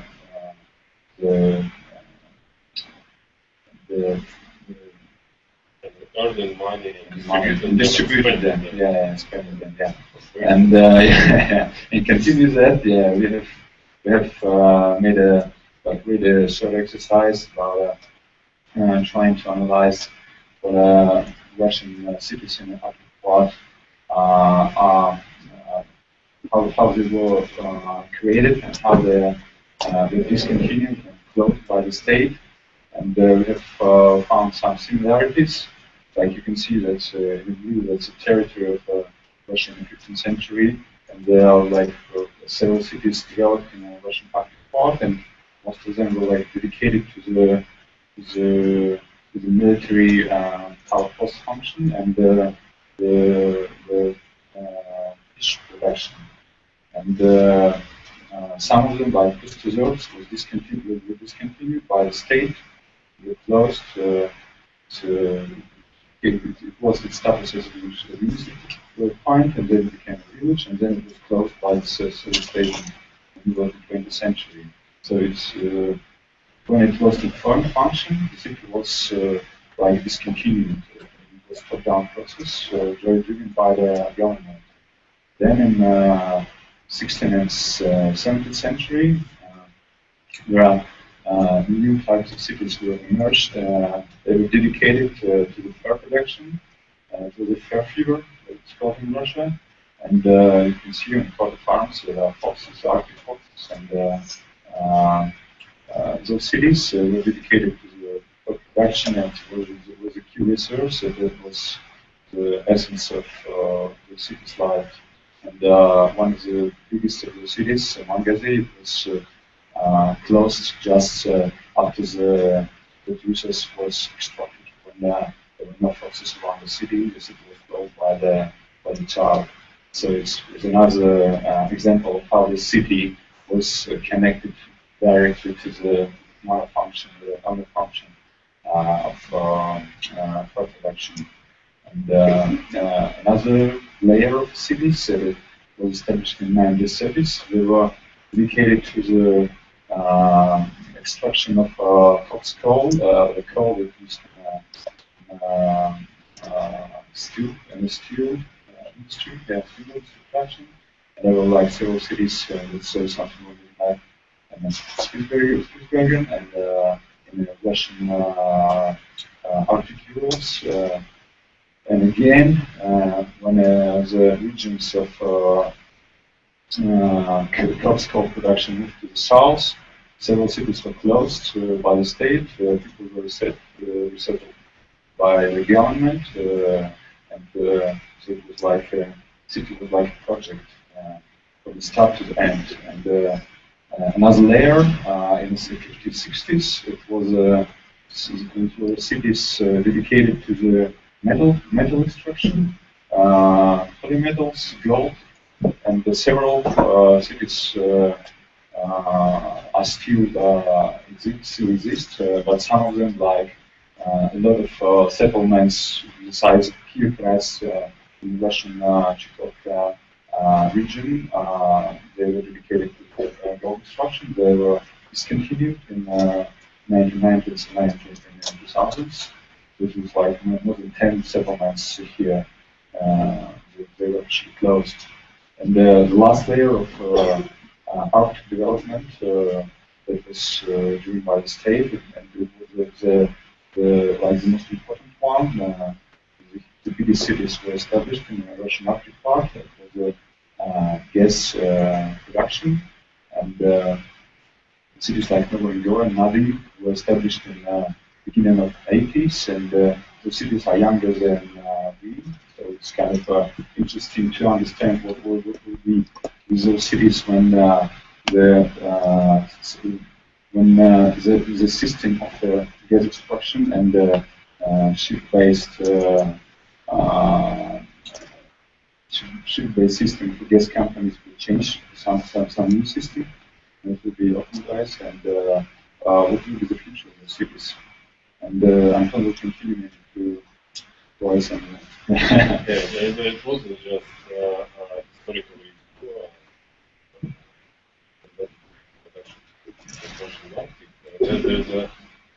there is a tendency that appeared when we started there and it appeared that kind of city as a project is a kind of historical practice. It's not 20th century implementation. It used to be so like this, and actually what we see is that kind of the lifespan, the city lifespan, the dynamic is following that its lifespan becomes more and more, less and less long. And another thing which is interesting is that resource development intensity at the same time is growing up, and this number of resources and actually the intensity of usage of this area is growing up. And there is a paradox when it appears that growing industry, this resource development intensity, which is growing up, it needs kind of short time kind of settlements or cities, which is very interesting for us, and actually, yeah, we are going to observe it more. And actually, but there is in this situation there is several paradoxes again. Several anomalies, like Abdorsk, which now called Solikhard. It's the capital of Yamalo-Nenets district, and it was founded in 16th century, but still in operation, which is a kind of anomaly in the north. And we were so interested that we made a small research about this, where Abdorsk is. So it's very, this is really far north. And when it was established, it has at least three main functions. It was kind of logistic point. It was a resource point where kind of Tsar's power, they were kind of controlling kind of resource field of fur. And of course, it was administrative because it was kind of colonial center. It appeared that when Mangaziya was closed, Ivan talked about it, this city kind of lost its logistic function. Not completely, but it wasn't that intense as before. And if we go closer to our time, in 20th century, it's lost also its resource sense, because food is not that it's not that important anymore. And in the beginning of 20th century, Soviet state tried to establish their reindeer colchozes and this thing, but it wasn't really successful. And what we see here is that only administrative power still in operation, and probably this is the kind of recipe or kind of scenario which helps this city to sustain. And actually now it looks like this, and it's I think the most interesting thing is that the population of the city is growing, but at the same time, if we talk about administrative function, you see that this state finance services, kind of the structure of employment is that administrative power kind of the main employer of this city. this is the one of paradoxical scenarios how to be sustainable in Arctic. Yeah, in the Russian North especially, yes. Which is a bit kind of sick scenario, but at the same time it's real. Another example, but it's a Hanmi review because actually it's obvious that not every city which lost its resource basis can become an administrative center. And the story of Hanmi review, which was established in the first part of 20th century, not far from Hotell. It was closed, and it was a really lovely place where they were extracting coal. But it was closed, and now it's kind of test ground. Yeah, test site for bombing. Yeah, it used to be House of Culture, and it was bombed by Vladimir Putin by himself. Like a test flight. Yeah, he was flying on the bomber. But the interesting thing about this place is that the community which was living there, they still has internal connections, and they are visiting this place, making the camps there, kind of live there, and trying to recollect old times, and yeah, communicate about that. And what is interesting is that the topic of community, which can play a major role in a sustainable scenario for Arctic city, is easily illustrated. Can be easily illustrated with the example of Finnish people. But their situation is also kind of paradoxical because they were needed for fur production, fur kind of production, hunting. Yeah, hunting, almost extraction. There was in Strelka, in Abdorsk at the time, there was a huge fair for fur, and today when the main production. The main resource there is gas. Native people are no longer needed. They are kind of unnecessary, and they are almost kind of they doesn't help to extract stuff, or quite opposite. And but the paradoxical situation is that the population of Finnish people is also growing up. And it's kind of almost an epics, a historical epics of their population. And why it's so? There's a question, of course. It's obvious because natives are supportive, and due to some governmental regulation or legal regulations, because they are natives. And actually, what is important about it is that they have their own political and economical body, which kind of subject, which can represent their interest, and that's why this scenario is possible. Almost the same dynamic, the same paradoxical dynamic happening in the city of Wråkberg, which was founded not so long ago. Why we are, yeah, it's again very far north, which is the very interesting port of Barents. You can see here it's all sitting on gas pipeline. Actually, yeah, symbol of wisdom sitting on the gas pipeline is quite important for this place. And what is interesting about this place is that it easily and very dramatically represent Soviet specificity of city building in far north. That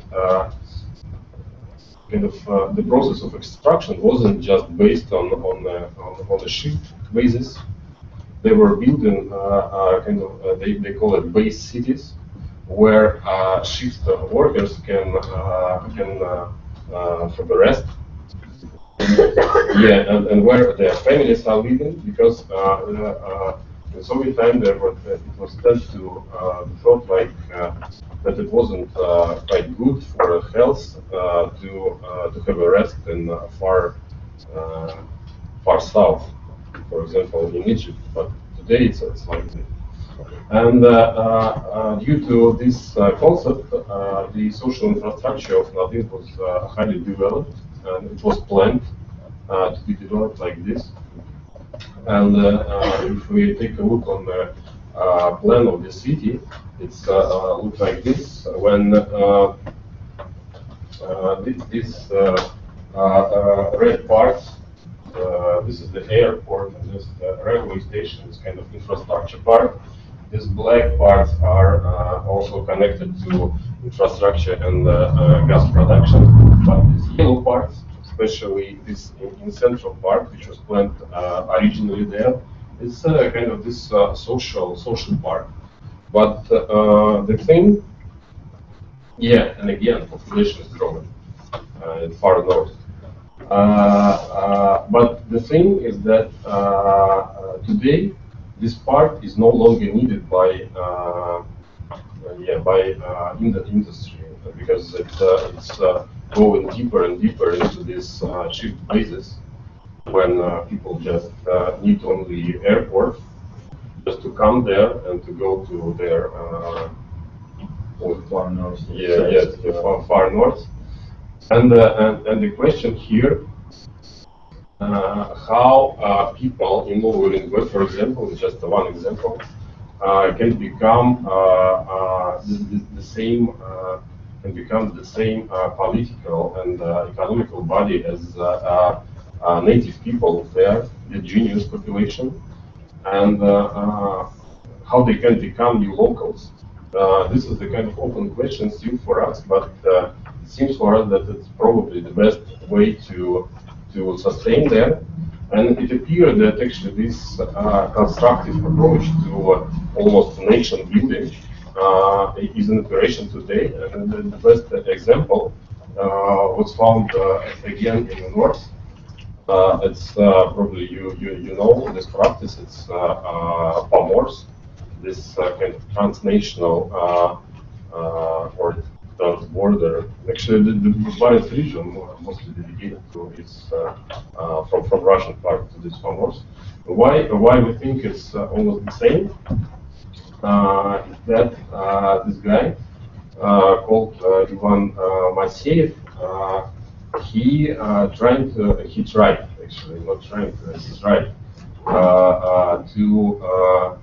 to reconstruct this nation with several claims, which are quite similar to, for example, Lenin's claims.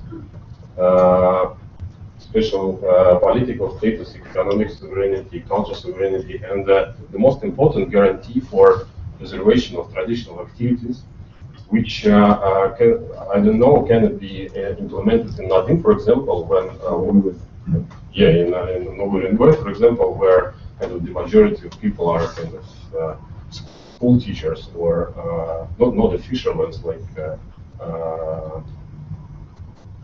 like farmers, but school teachers, and they work in hospitals or resorts or something, or just sell stuff. But probably they can privatize this thing as Nils did for reindeer. But the thing is that the reaction of Russian government to this practice is following that Ivan was he was a sport, and he has a very bad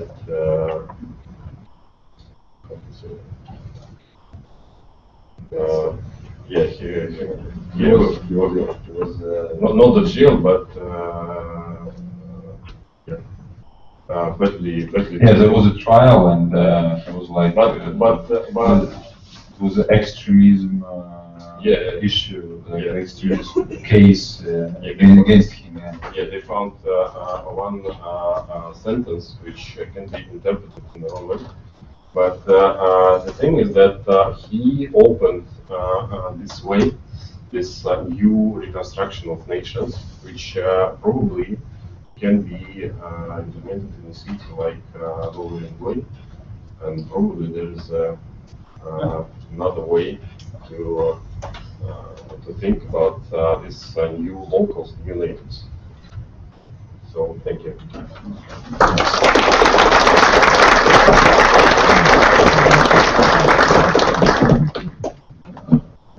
Thank you very much. Does anyone have any questions for Anton and Eva? Actually, I have one question, which I thought maybe I would save it, but I think it's just a practical clarification, so maybe I'll ask it now. When you say city, how big are they? You gave some examples, 40, 50,000 inhabitants, because the growth of settlements around a particular resource extraction, that has always happened everywhere. You set up camp, you fish, or you do whatever is necessary. You place yourself where the resources are. So at which point do those kind of settlements become a city? Do you understand the question? Yeah, it has to do with infrastructure, it has to do with families, schools, whether people just commute or whether it is actually a functional city. Yeah, we have put in only the cases that's like bigger than 5,000 people, and that had like a house of culture and really advanced social infrastructure. So it was not like small villages and some cities like the fair center. It was really like the biggest, one of the biggest cities in Russian North at that time.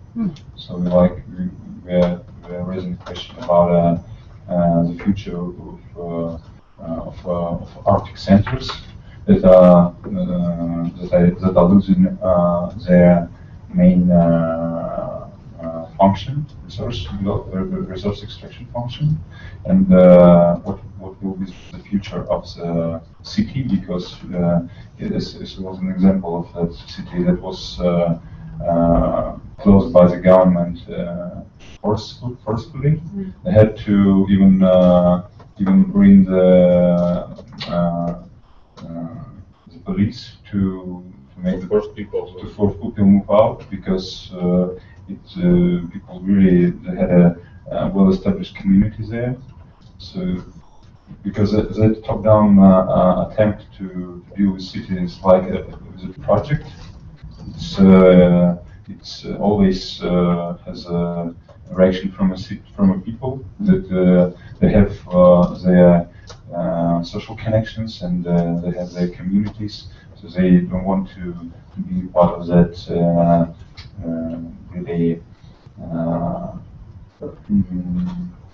not advanced system of forcing back. They cannot just move out in one day. So it's a question regarding gas cities. Those two cities that are the biggest in Russian North. That's also Norwegian cities.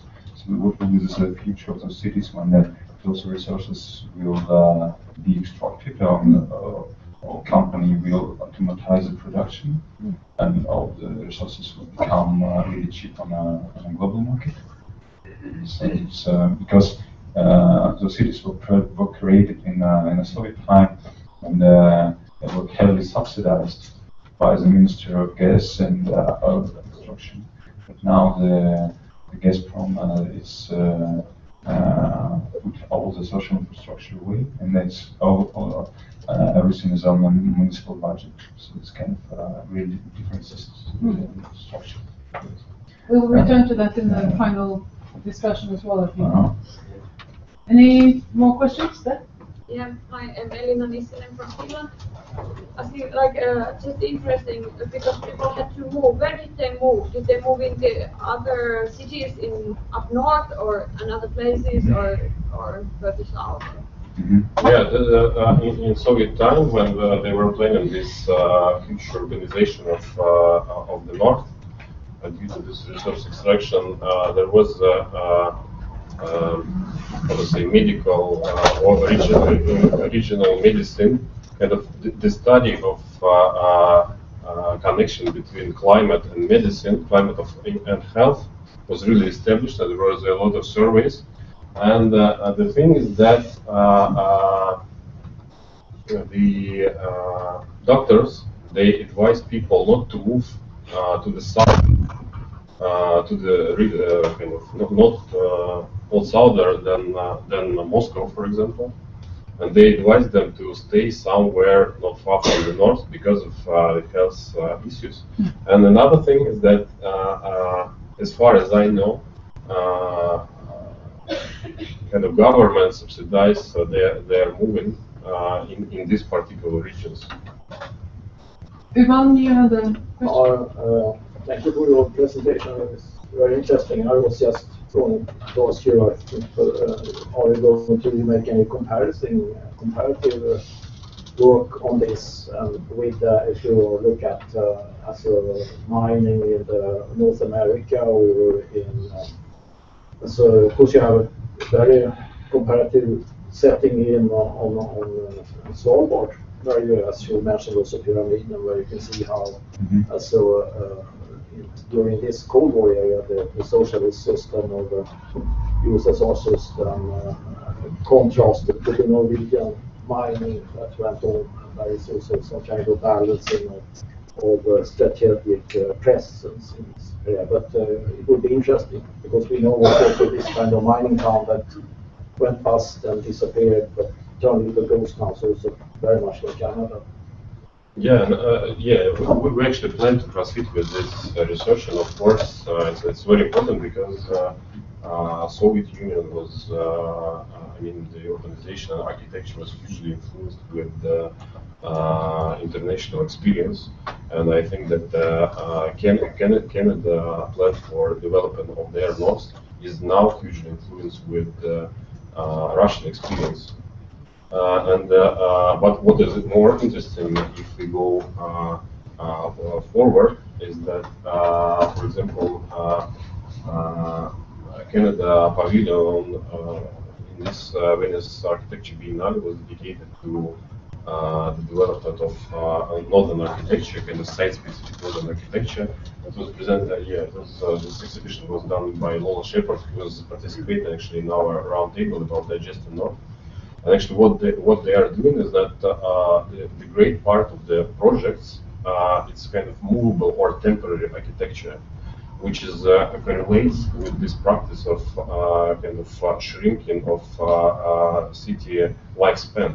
And I think it's a really interesting thing what they're trying to do. So actually, probably the research project which we are still planning to do. Yeah, and we wanted to can be the kind of collaboration or more just a step forward in the kind of mutual direction of this of the whole circumpolar region. Yeah, because it's interesting that we wanted also to go deep, and because it's the study is not like taking all the cases that can be presented there on a map, but it's interesting to investigate in the materials of 1960s and 1970s when the Russian Academy of Science they advised the government, the Soviet government, how to develop the Arctic, and it was like really a huge debate. There were like two concepts presented. One was external, and another was an internal one. So external was like the one that is based on experience, the experience of Canada with the ship-based settlements, very compact outposts, and another internal one that was the one that was implemented actually with a huge social infrastructure, with a longer lifespan, with less share of ship-based workers. And it's really interesting to understand what were like what was the concepts and how they were promoting them, because it was really an interesting debate, and it was like for one decade in a Russian Academy of Science. Yeah, and even about particular architecture objects, as I said, a lot. There were huge funds invested in the development of site kind of north-specific architecture, kind of special project of housing, kind of offices, and all this thing. but actually nothing was realized. Then, and actually the discussion about northern specific architecture is almost not happening now from 70s. It's not happening from 70s in Russia. That's why we are so happy to discuss it at least here. Yeah, Thank you very much. Yeah, thank you.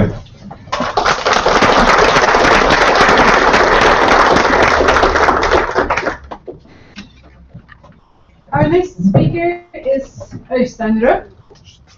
He is an architect and a partner in Transborder studio.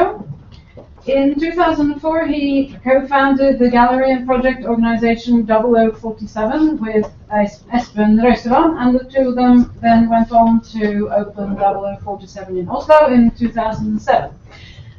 In addition to a lot of other projects questioning borders, including, or particularly in the north, the two of them also collaborated with Kjerstin Ure and Knut Eikdal on a studio at the Oslo School of Architecture called Fields of Exploration in 2012. Did a lot of interesting work.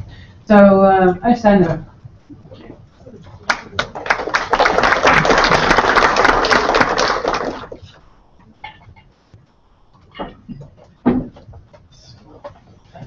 First all, for the invitation. It's good to be back in CBS. And thank you in particular to Anita and my colleagues for bringing this event back to life. I think it's very much needed to have this architectural symposium discussing the development of the North.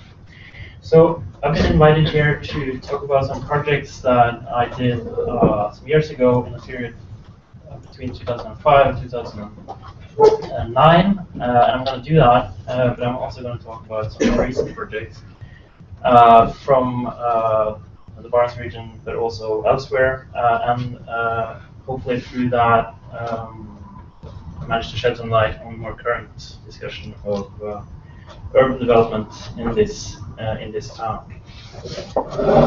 But before I do any of that, my office told me to say hi. This is the happy crowd team. We're a fairly small office, but we work in all scales and formats. Currently, we're planning an art, a cultural arena in Oslo. We're designing an elementary school as part of an invites competition. We're planning an exhibition together with the Norwegian Design and Architecture Center in Oslo on the topic of municipal reform. And we're basically doing all the open competition that is around. Okay, so back to 2005, when I was a student, and I teamed up with the very talented Hans-Jørgen Vetlesen, and we decided to do a diploma together at the University of Trondheim.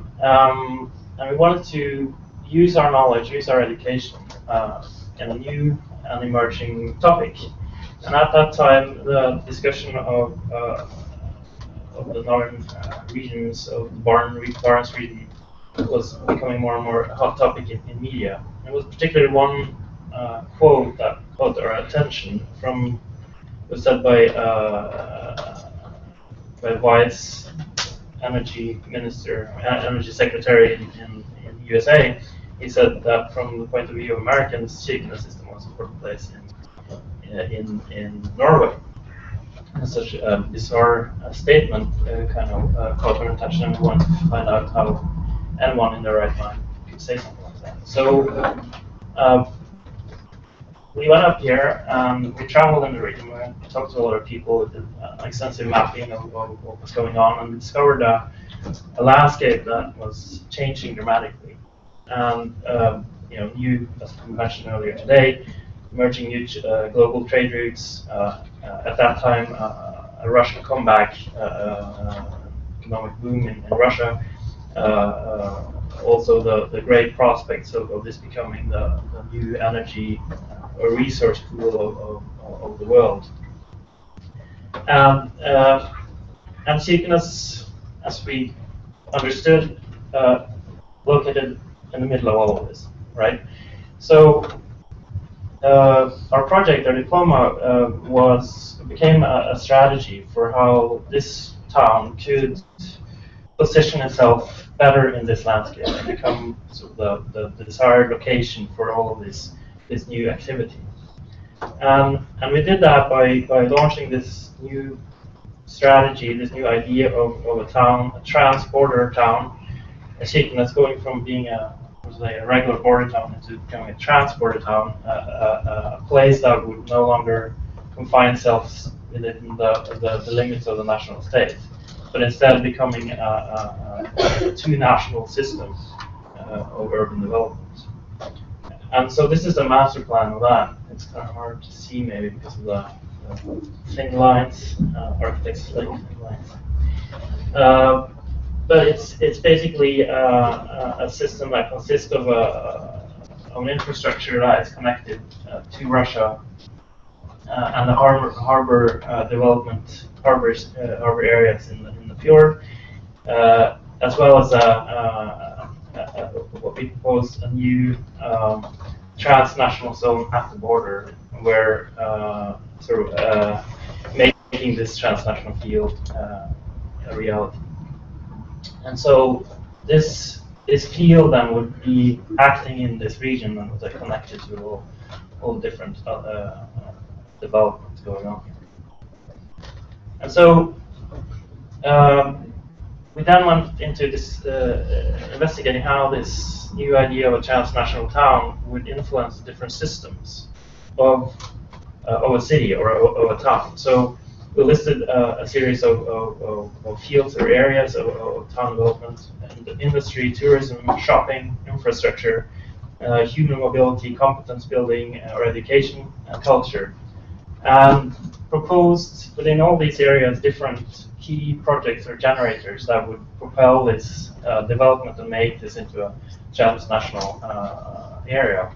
For instance, in industry, we proposed a new transnational industrial area.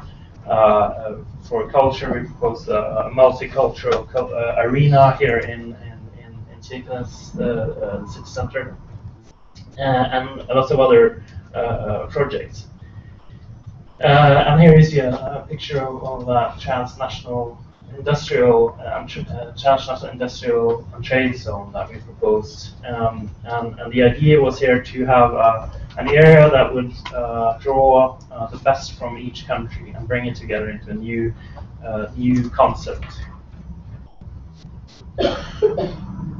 So this is the strategy diagram of the whole strategy, all the different levels, showing how the strategy will work in the global context with the new emerging trade routes, on a regional level, showing the infrastructural systems that brings the region together with Kirkenes as the driving force, and then also the local level with the different key projects and generators that we propose. So very much an all-encompassing strategy for the development.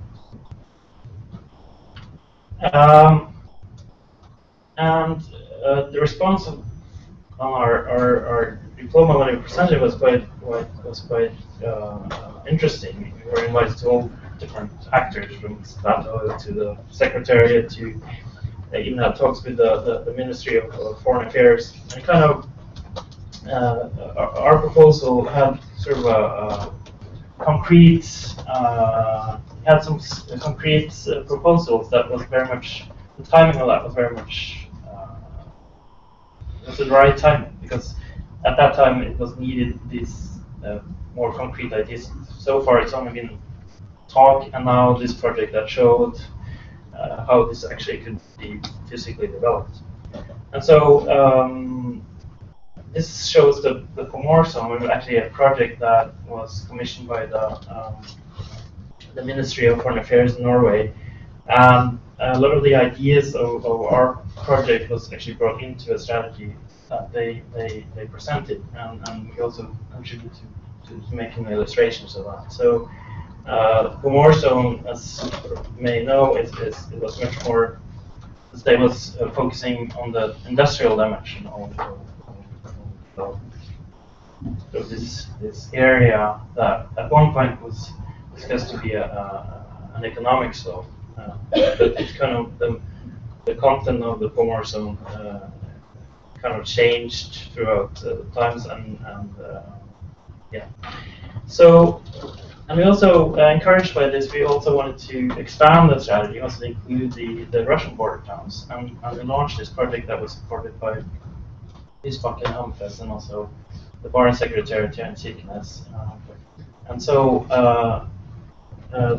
we launched this project at the Kirkenes city, which is the first letters of all the border towns, kind of launching this new name for this region. Basically what we did was collecting a massive amount of data and analyzing that and bringing it together in one common picture. So it was a visualization of all this data and a comparative study of the Norwegian side and the Russian side of the border.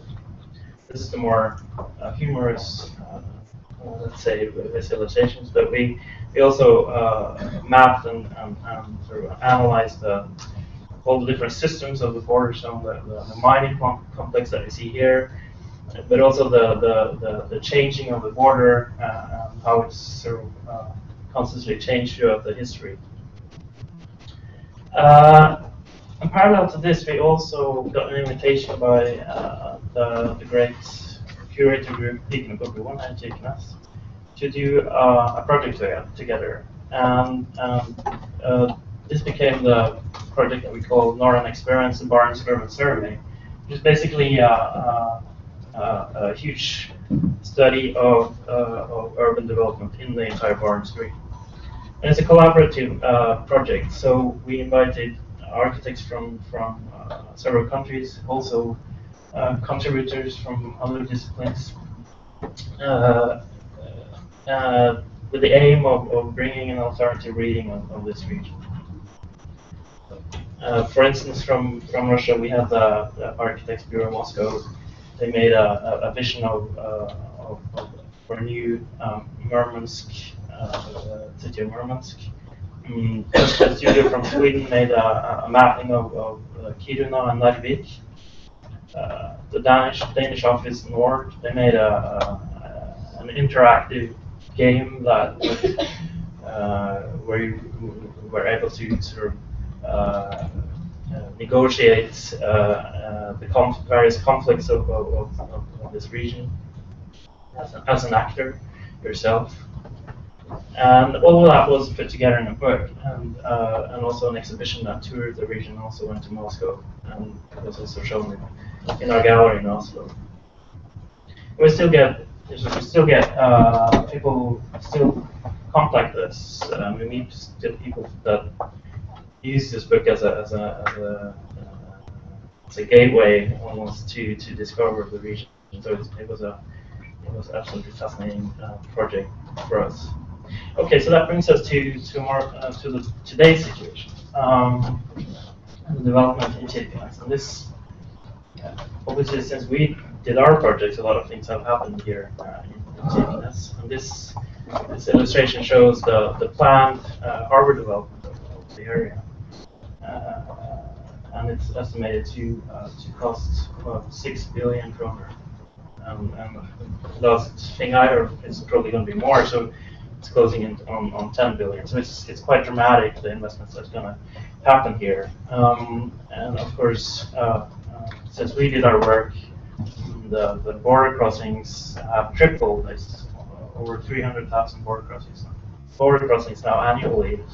And of course, we have the delimitation agreement between Norway and Russia. So the landscape is still very much changing. But if you zoom in on the urban center of Kirkenes, there's a striking contrast. I would argue there's a strong need for an urban strategy for Kirkenes.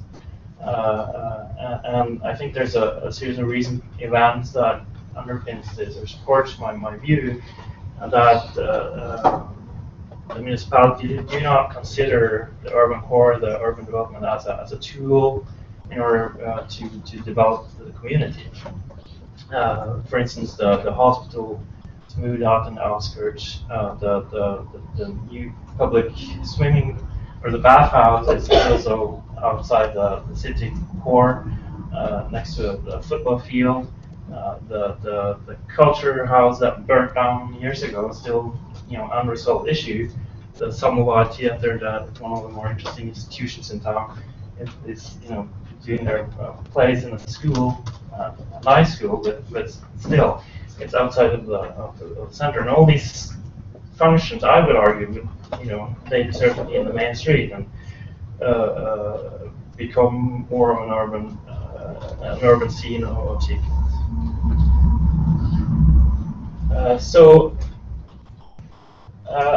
I'd like to talk about some projects and through that give some ideas perhaps to how such a strategy could be. And I think there are two topics that I think is important in a possible new urban strategy for the center, so the center of Kirkenes, and one being local resources, using both the natural resource, but also the human, cultural, and particular resources of this place, bringing that into the architecture and into the planning of the town. And secondly, topic of urban performance, thinking of buildings not just as single objects, but something part of a bigger picture, part of a bigger system, and see that these great public investments, be it the swimming pool or the hospital, could actually contribute to developing a lively city and a lively community. So, first project is Kiruna. We were invited to do the competition for the relocation of the city center there. We did that project together with fantastic Norway and Nordkalottsymposiet. And you probably know the story of Kiruna is the mining has forced the relocation of the city center in order to dig out more iron. And so it shows the number of square meters that actually needs to be moved. And so there's a total need of over 480,000 square meters of new space. So one dimension of our project was to see, that the buildings that are going to be torn down actually represent a resource. There's it's almost, if I get the number right, but there's 19 million bricks.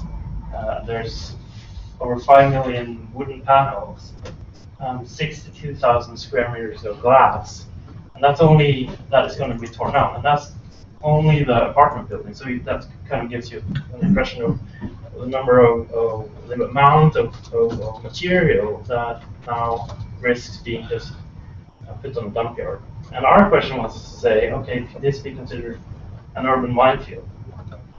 Could you actually use all the different elements of the city into the new one?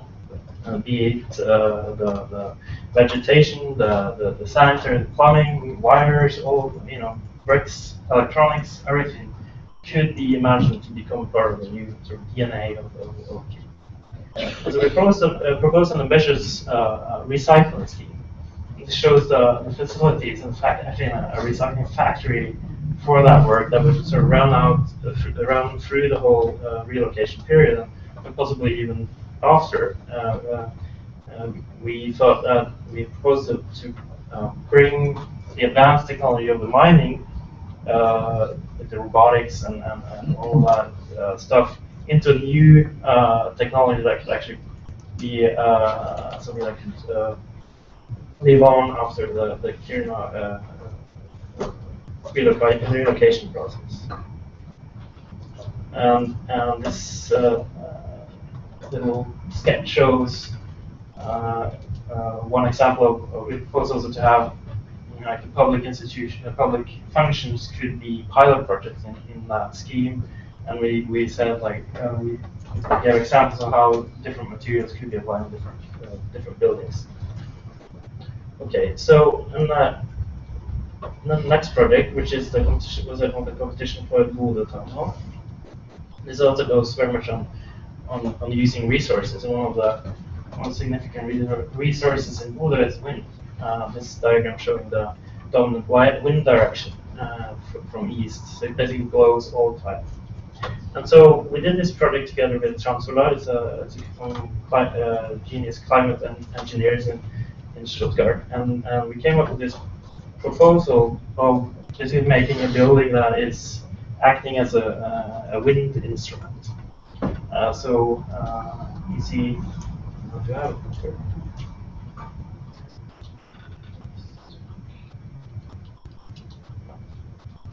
Okay, so basically you see where the sun is located, that's the air intake facing the east, and so the wind would blow through the building and circulate without the need of all this machinery, because there's a control of the heat, so it's not, it's not freezing cold, but basically it's a natural driven ventilation.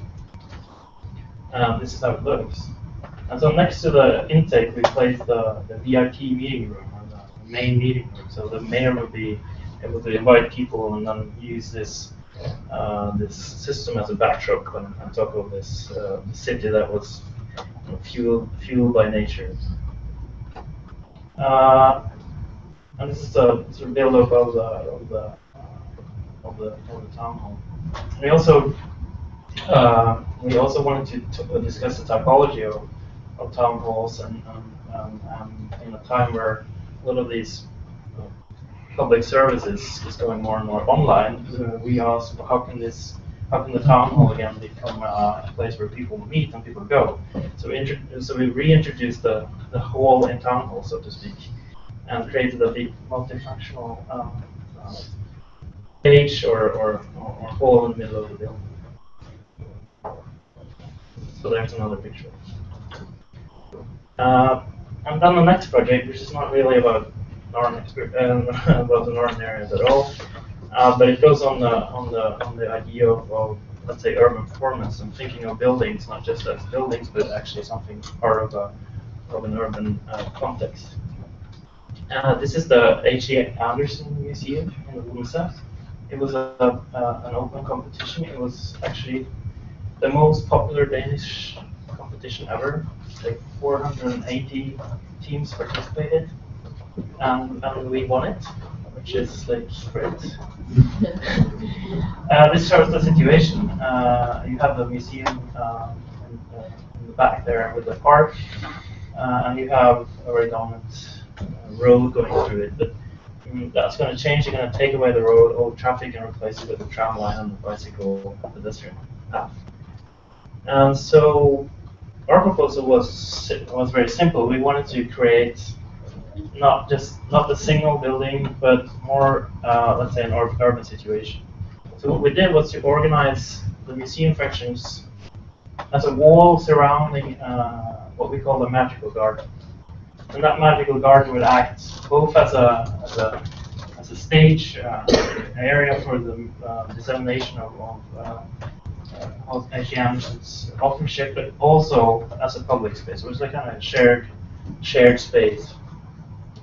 And the museum functions would face this big common space, and you could see also into it, and it could also be exchanged between these different spaces. And so, in order also to avoid dominant building, we put a lot of the exhibition spaces underground, and on top of it, we had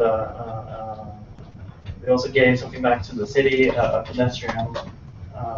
A promenade on top that would you could recreate, or you could also use as a gallery for this the common space.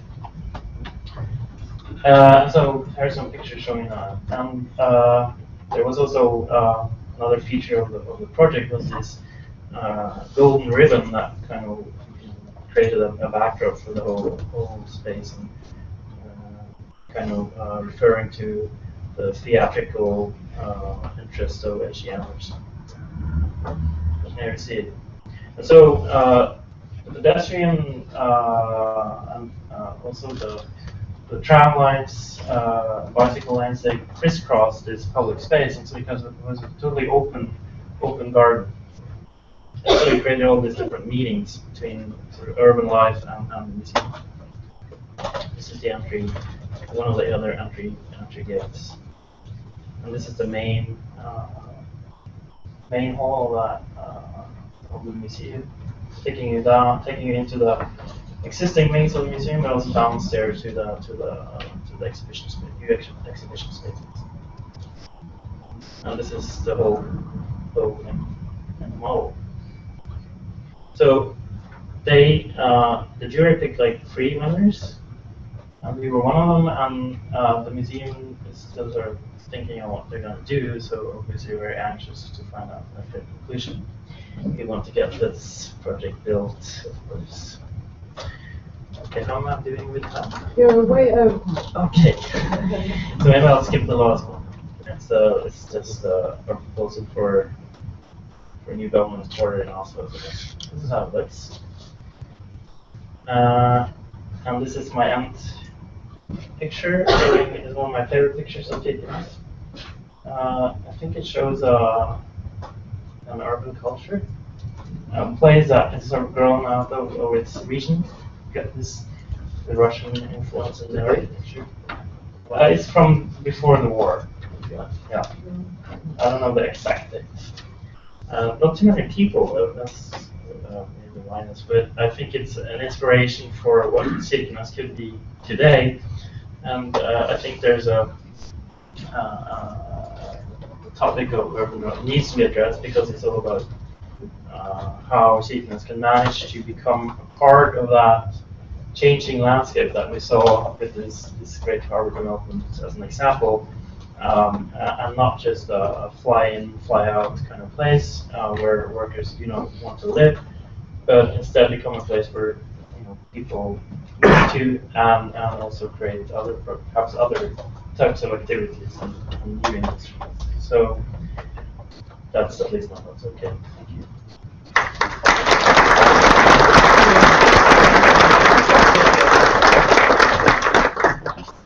Thank you very much, Øystein. Shall we have a quiz still? No? Yeah, quiz? Panel discussion? Yeah, of course. Yeah. Lunch is not early, it's another like half hour, so if you get desperate, there's like 3 oranges in a bowl over there.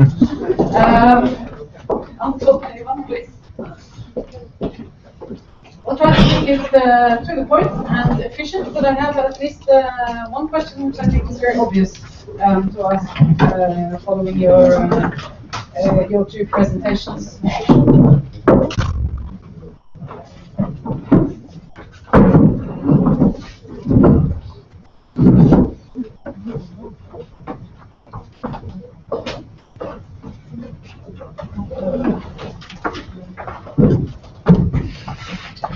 So I want to start to ask you, Anton, Ivan, these centrally planned cities, who designed them and how? Actually, it's a very interesting situation because, as I said, centrally there was established several research institutions dedicated to northern urban planning and architecture development. But and they developed a lot in terms of master plans of the cities and instructions how to build, how not to build, and how to plan. But actually, on the site, it was so rare that how to say, their advices were followed by people on the site. It was so funny because, and they are. This was dictated down to technical detailing and things like that? Yeah, in terms of up to technical details. But I think that the general layout was somehow followed, but at the same time it was really affected in the 90s. So distribution of public functions. This was kind of perfectly divided in terms of scientific Are people in Moscow, or are these people with regional experience? And how centralized was it? It was pretty centralized, but there was one was in Moscow, another was in St. Petersburg, and actually St. Petersburg urban planners mostly planned the whole Arctic area. And another institution was in Siberia. Yes, I'm in Novosibirsk, and that was the only institution to the east of Europe that is somehow involved. So this the St. Petersburg Institute of Urban Planning was like the key institution for the time. Yeah, it was a kind of system of institutions. One was planning general layout, another was planning kind of which settlement should be closed, which should be open, and there is still planning in this paradigm, yeah. And so, because Øystein, you were saying that you think there needs to be an urban development, an urban concept, an urban idea for the development of Kirkenes, for example, as an example of a regional northern town. Do you think it could be done in this way? As a centrally planned exercise? I don't think that's some knowledge is like I don't think it's that would be like revolution. What's the nature of this place? I mean, just listen to you and it's central. I know this is why it's a little bit of a trick question in a way, because obviously the challenges facing the region are global, and the scale, and on a scale which is vastly beyond anything that local expertise, local competence has so far handled. So the question is how to deal with that. And what is behind my question is, to what extent is a bottom-up approach relevant in town planning? This is really my main question, and it goes to all three of them. Well,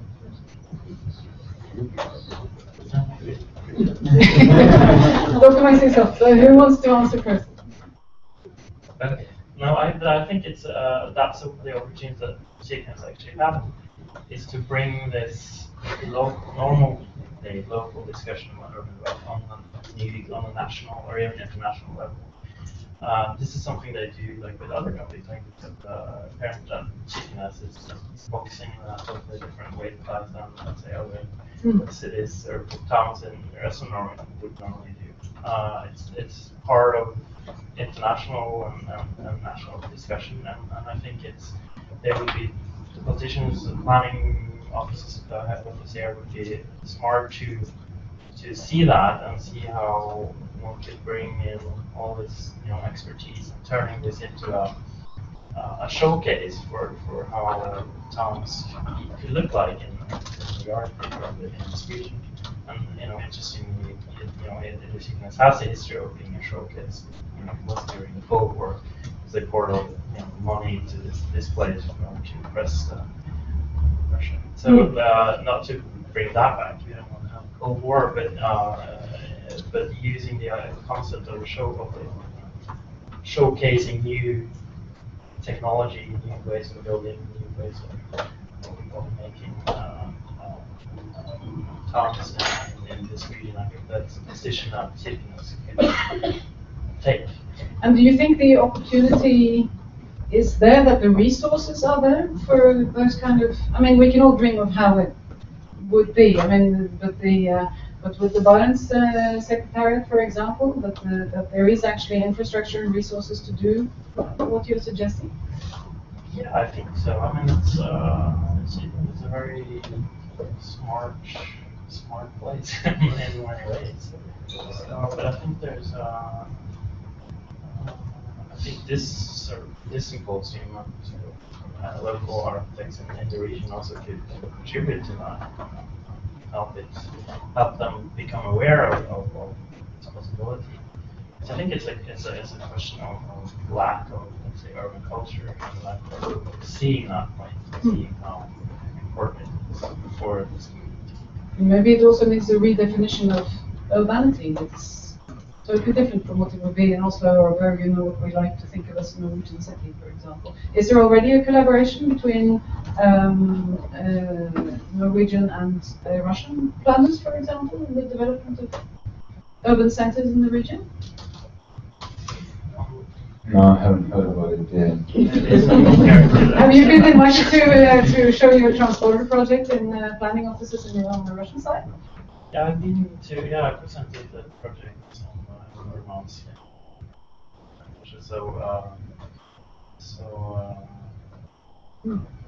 Short comment or question? You have to speak up so that people in the back can hear you. Yeah, it's interesting. There are other projects also looking at this, the Soviet planning of urban structure. Of course, it's interesting for Nordic people perhaps to think about. We are somewhere in between, I think, in the way that we wouldn't perhaps accept only to see the market invest. I mean, if you look at Yakutsk, where recently we can see investments going in and changing now. But the old Soviet system was technocratic planning, and the science was leading the way. And the in-between contrasts are interesting and relevant still today. I mean, we wouldn't totally accept to just sit and wait for the democracy. We would like to have a democracy and some ideas. And maybe in a small place where the local politicians are close to the people doing work on the ground, and different kinds of collaboration are possible. Yeah, but the tricky thing about this is that, of course, statistically, most of the cities were planned from the center, but at the same time, most of the cities were planned from scratch. There was no local population with whom you can talk. You can't take an advice from there. Where did people come from? They were coming from the whole union. Actually, a lot of people to this gas fields and new gas cities came from Western Ukraine. So it's a huge population there. From Caucasus. Yeah, from Caucasus, because they were kind of they easily migrate. But still managed, at least in some cases, to build also a social community as part of that. Yeah, there is an interesting actually this social structure there, and there is a social researcher, Alexander Belasov, who wrote a book about this newly built northern communities, where he kind of trying to compare it to Silicon Valley communities. And actually, his observation is that it's pretty like, it's pretty similar, not similar of course, but it's like this. And it's kind of, his idea is that paradoxically, northern cities, which are very distant from European part, are far more prepared for post-industrial economy because of this people resource. And the social cohesion, and because they're really very connected because they are living like an island away from a big land. Yeah, so an efficient and livable city is not dependent on having a traditional basis. Yeah. Yes, this is the thing. Yeah. But at the same time, today, it's kind of the further development of the city is also planned from the center. This is the thing. And actually, our proposal about new locals, new natives, this is not we presented it in a bit radical way, but this problematic how to talk to these people who live there only for one generation. Are they locals or not? Because and there's one scientist that we wanted to also to bring some discussion of about the future of the nurse, but we comes to him, but he didn't manage to come. But he's interesting. He has a lot of interesting research about he called the civilization of Russian gas nurse. That's because he has a concept that those people are in a second generation they have some special connections that they become different from the people from Urals or Central Russia. So he has a lot of books. One of the books is called Northern Man, and so he kind of try to understand what is how the special Northern Man is kind of affected by the climate or by the industry or by the I don't know, special selection of those people that came there to work. It's kind of interesting to understand who are those people, because from a Central Institute of Urban Planning, you can just you cannot understand what is the society you are planning the city. No, and what kind of human resources you're actually dealing with. I think we have to draw a line there in the panel discussion. Please continue amongst yourselves, and also for the planners in Kirkenes, ask these people some questions in the break and so on. They have a lot of experience. So thank you very much, Ivan and Anton and Øystein.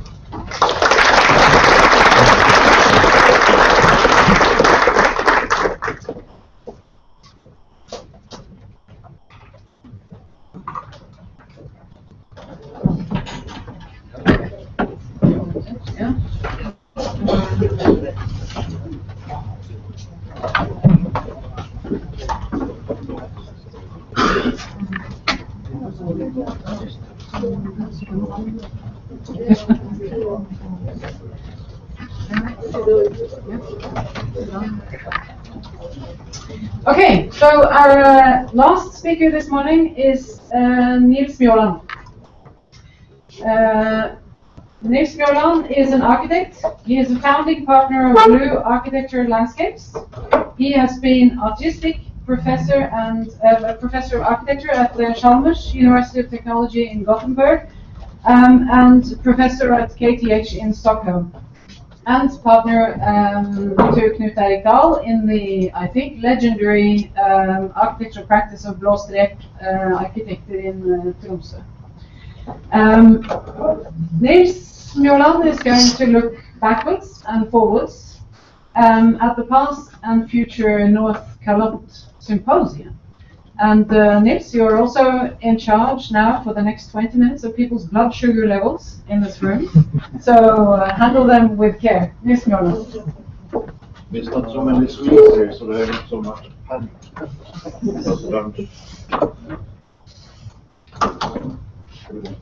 Did I need it?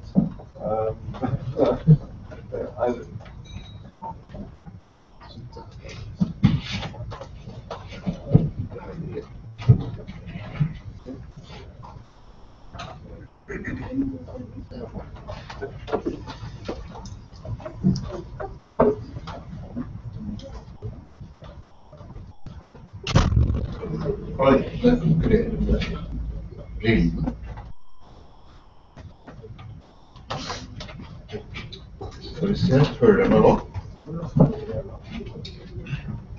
Då prövar jag. Starta.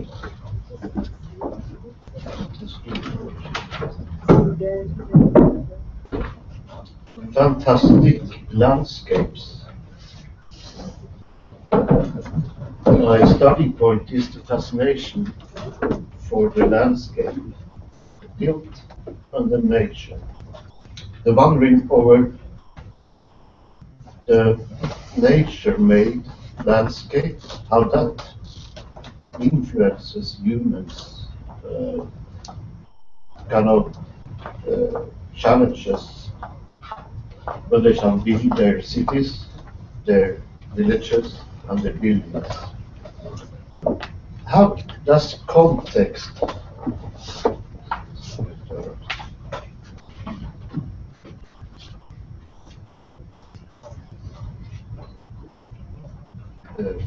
relate?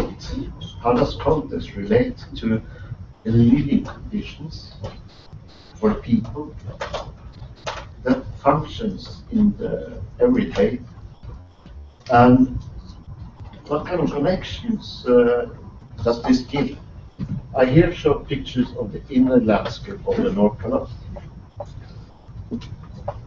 And yesterday I passed this place in close to Ingerid Lake, and you see the very practical way they arrange the houses and the fishing platform and the fireplace. This is sauna. Here is a picture from one of the rivers in North Finland, where they use the river actively. Here's the coast, where the fishermen are putting the houses close to the beach, where the farmers in Lofoten put up kind of grass drying structures that is perfect landscape sculptures. Like the fishermen put up their drying constructions for the fishes. Today I see them as beautiful landscape structures. The coastal buildings directly and responding to the needs and the people that live there. Kajsa Bauer, a Finnish architect and professor. She said in the first to the first symposium when we prepared, no, to the third symposium when we prepared, she talked about the notions architecture and territory, and she explained the notion territory on the French way, where it's meaning much more about how people interact, how people make cultural statements, how people, rather than the Norwegian way of using territory or the English way, where it's more practical on the landscape, like many people have talked about today. But I'm interested in the people. And this is two beautiful pictures made by Aina Bamsu of people in Lofoten.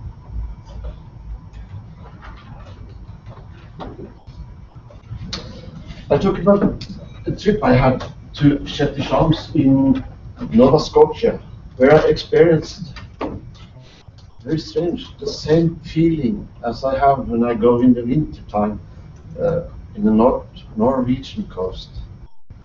It's a village on the northeastern part of Nova Scotia, and it has very similar landscape, and they live on the same, and it has the same chaotic beauty in their city shapes, and it has the structures. And when I go to North Norway, you see the picture. There's some family everything here. I didn't catch the winter pictures because I've actually been sitting and scanning some pictures. This is a picture from, many of them are from the 80s and 90s. And you remember, we didn't have digital cameras. So,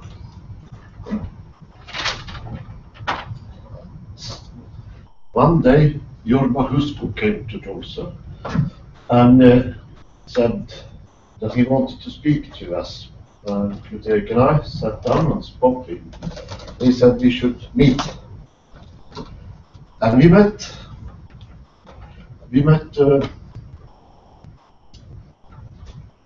In 2 years' time, we met 6 times. We had these long drives from Tromsø to Aulo or to Luleå. And we had intense meetings. Here you see my car, the white one, also Agneta. It's in 82, and we are in a typical Finnish architecture. And then we see Knut Eirik in the middle, Jorma, and Pelle Hultén.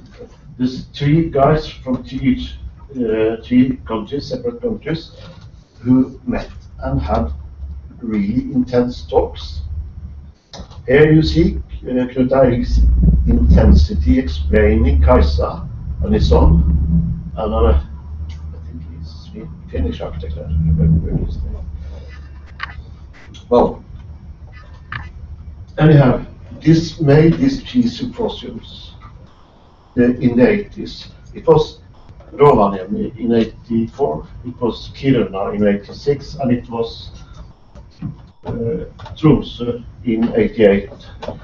In 88 we had the title Architecture and Territory, but in 84 we had the Finnish architects. Can we see hvor står det her? Yeah. When I was a young architect in the beginning of the 80s, the big time of the money, just ahead of the great projects of Gulliksen, Thon, delivering the late modernism, Scandinavian modernism, I would say. And we were also happy to enjoy the project of Luigi Snozzi, these small villages with these long things, very modern.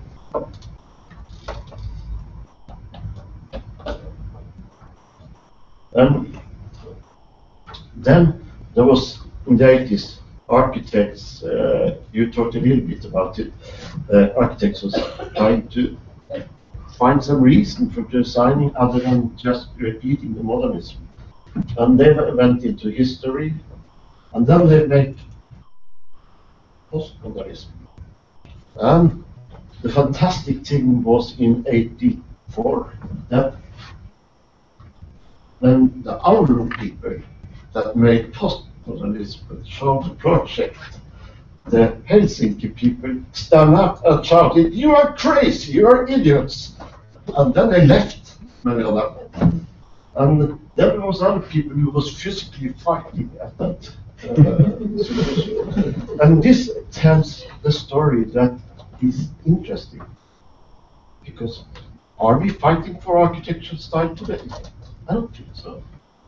I don't feel there is debates. And maybe we are talking about land, and we are talking about resources, and we are talking about everything outside. I'm very interested in making architecture. And Frank Gehry, who was in 86 here, he was sitting at Hotell in Kirkenes and speaking beer with me and talking about Toyota Corolla. Was that better than the new Mercedes S-Class? Normal man, and he made also some fantastic project in 78 and in 81. The project close to me is the Contemporary Museum of Modern Art in Tokyo Town in Los Angeles. And the other is his own villa, just after he had remarried. So, now where I am now? Yes, I am down here. Yeah, it's a project that you talked about. It's Ingerid town hall, is it? Yeah. You said it was kind of regional, but if you see the plan, it's the plan that every international magazine has. But it has a surface of regional material that makes you think about the vertical forest of the inland in northern Finland. Close by, on the other side of the road, the Sami people has gone in and made a project, built a project that they call SIDA, which means the group of Sami people.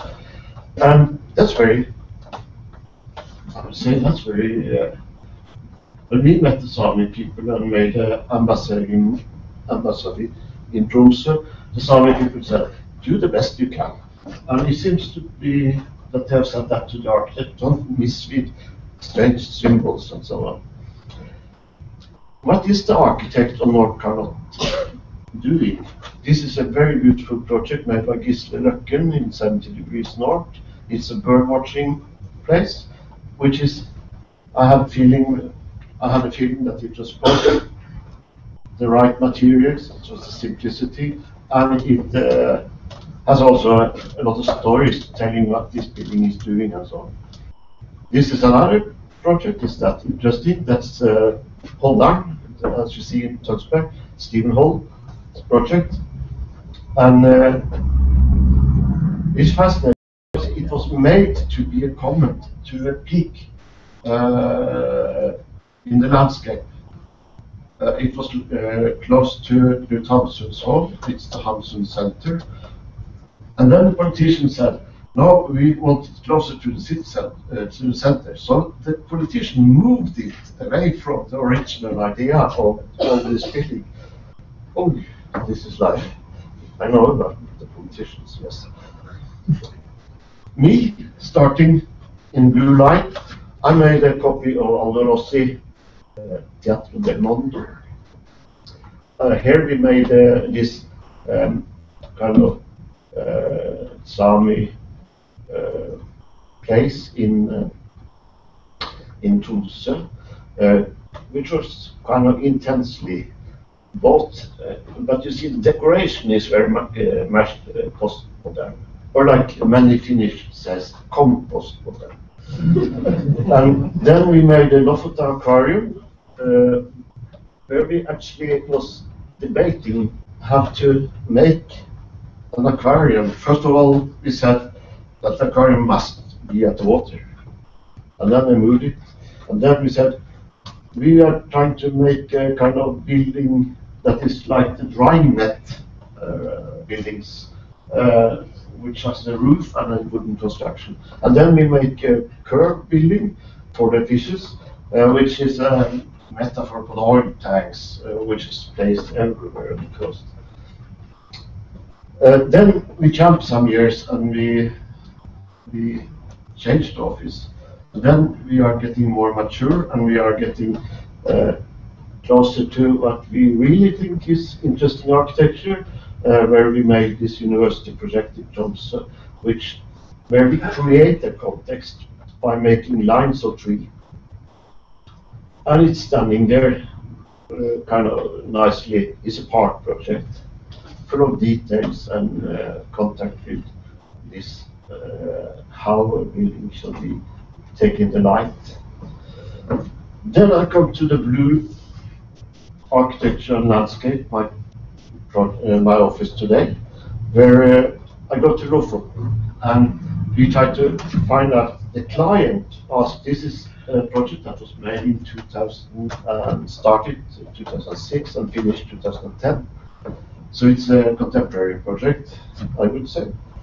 And it's on the corner of the main square in the Lofoten capital, Sogndal. And they said, can we try to find out some Lofotsk, something of Lofoten to make? So then we was dreaming a little bit about it. First of all, we wanted to make a turning point on the urban movement, urban land cityscape, I would say. The urban cityscape, or city space, that goes up to the big laguna. See, here is the main center, main square, and then we have this landscape move out to a big arena. That is very interesting, this arena. That can be a future fantastic new landscape, and we want this urban space to move out there. So we made, we used the fur and we put a lac on it, like the fishing box. And then that was one of the points. And then, of course, we had to make all the rooms so that they could see most of it. It's a hotel, it's an apartment on top. And then we made, here you see this wooden construction. I look forward to have this will stay in the future. Inside we made kind of bar up and restaurants down. Well, we do projects in Sweden also. Here is a play museum where we went in to an existing barn. Here is a project that we have done in Strømmen, that's the suburb of Oslo. It's close to Lillestrøm on the, and it's exploding area. What do I have with me from the practice? I can speculate. I think here you see the landscape of this river, and it goes down here, quite steep, So we have put in row houses here directly and kept the nature, so that from the living room they will have the leaves of the birches directly outside. They have, you see the houses here through the forest. Then we make a structure that tries to use some fantasy in a way of understanding how this movement are, how this movement goes, and then we want to put in the light to the different buildings in different ways, so that we get most light opportunities. And very important, the cars are coming in here, and the underground garage is going here. So this is asphalt, but it's for play. So it's not cars on the floor. Here you see the office also, or part of it. We sit in Stockholm and work, and that's good. It's interesting because this guy is Norwegian, this is Swede, Polish, Portuguese, Spanish. So we like good architects, so they come. They're not cheap, but they are good. This is our main project has been the last 2 years, and it is a development of the Lillestrøm Center. And it's interesting because it's a cooperation.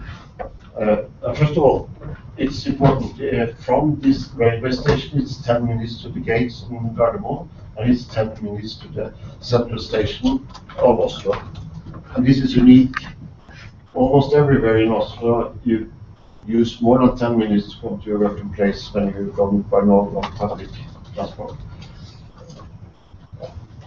Here you see the area that we have studied and worked with.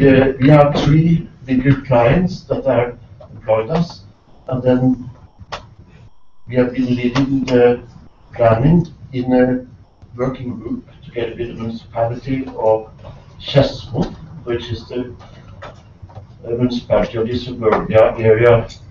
And what do we say? We say we must try to make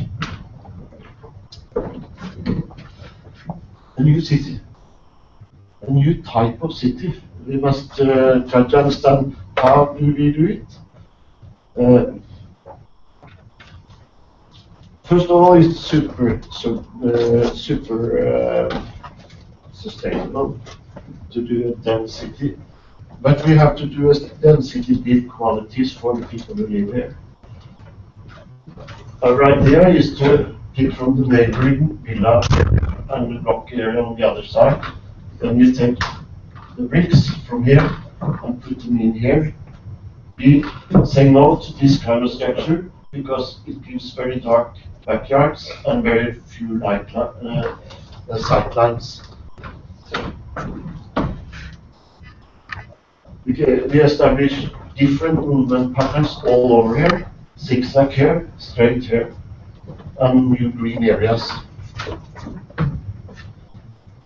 And we establish a regulation plan for this area, and also we are part of an area plan for the what we call Lillestrøm Øst area, where also Strelka has a project. I think it's placed here. No, there. Yeah. Here you see some of the sight lines and the city shape. What you say also is that I'm personally very fascinated about the American way of building cities. I saw it in Australia, where Australia consists of Europeans, and the Europeans they go out in the streets, in difference from many Americans. So it's and then typical of the American way is that you establish plots, and then people are invited to build at different heights. That we do here in the planning suggestion. Of course, we do things that is popular for architects today. We make green facades. On the illustrations, we make green roofs. There's a demand in the regulation of at least 70% of green roofs. That's a technical thing, but it's also aesthetical a little bit. So I invited here the very good Swedish architect Anders Wilhelmsson to design one of the buildings, one of the pilot project to the main square of Lillestrøm. And he made a building of curtains, and then he made stairs that goes up to heaven through pine forest. Then I am at the end of my lecture. And as you see, Nyksund, the houses is falling down. Okay, they just moved down in some Germans, but the landscape is changing. And it's important. People are changing. The people's way of living is changing. Our way is very much changing. My kids' way is totally changing. They today are totally occupied by training studios, while I was more occupied by smoking. And the houses has left, but some traces stand. This is for boats to take up, but the houses has left for many years.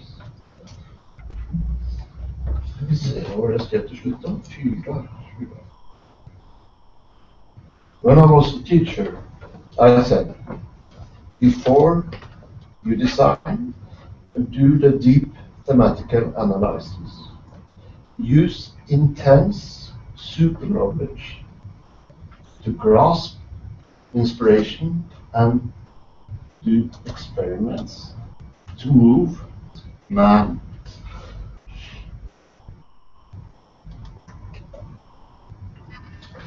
So don't put yourself in and put the head in the sand, but make fantastic projects, suggest them.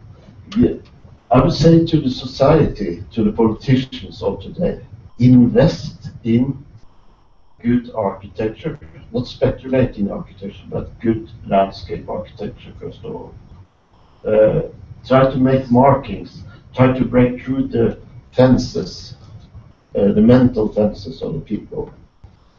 And that is, maybe hopefully we can debate more about the need for this Nordkalottsymposiet. The main thing I have experienced is the meeting actually afterwards, talking to individuals and debating. Yeah,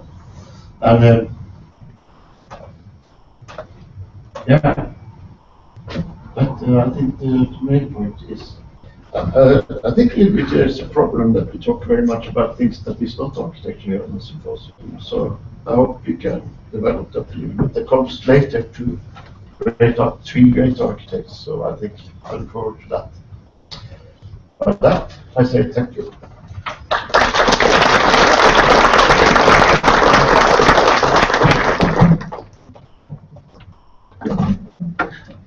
Thank you very much, Nils. So that concludes our session on the broad perspective. And we go on to lunch.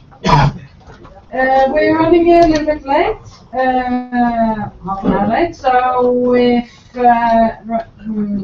if we can be back here by 1:15, that gives 3/4 of an hour, time to stretch legs and smoke cigarettes and drink coffee and all sorts. 1:15.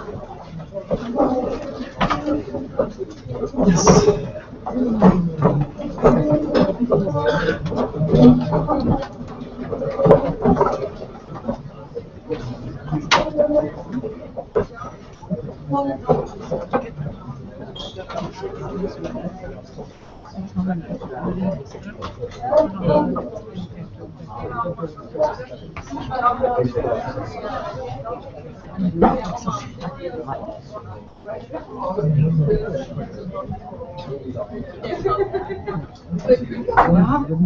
Nei. Ja, det er dette som er For det er se hvor forskjellige vi er. Jeg snakker om alt hjemme, så hvis man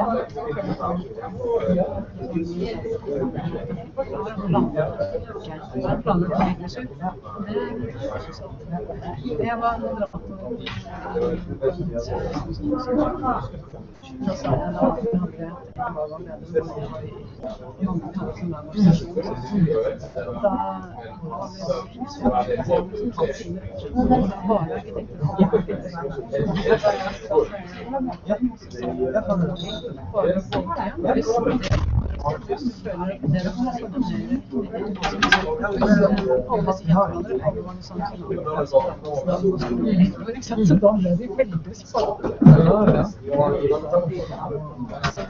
Men jeg tenkte at det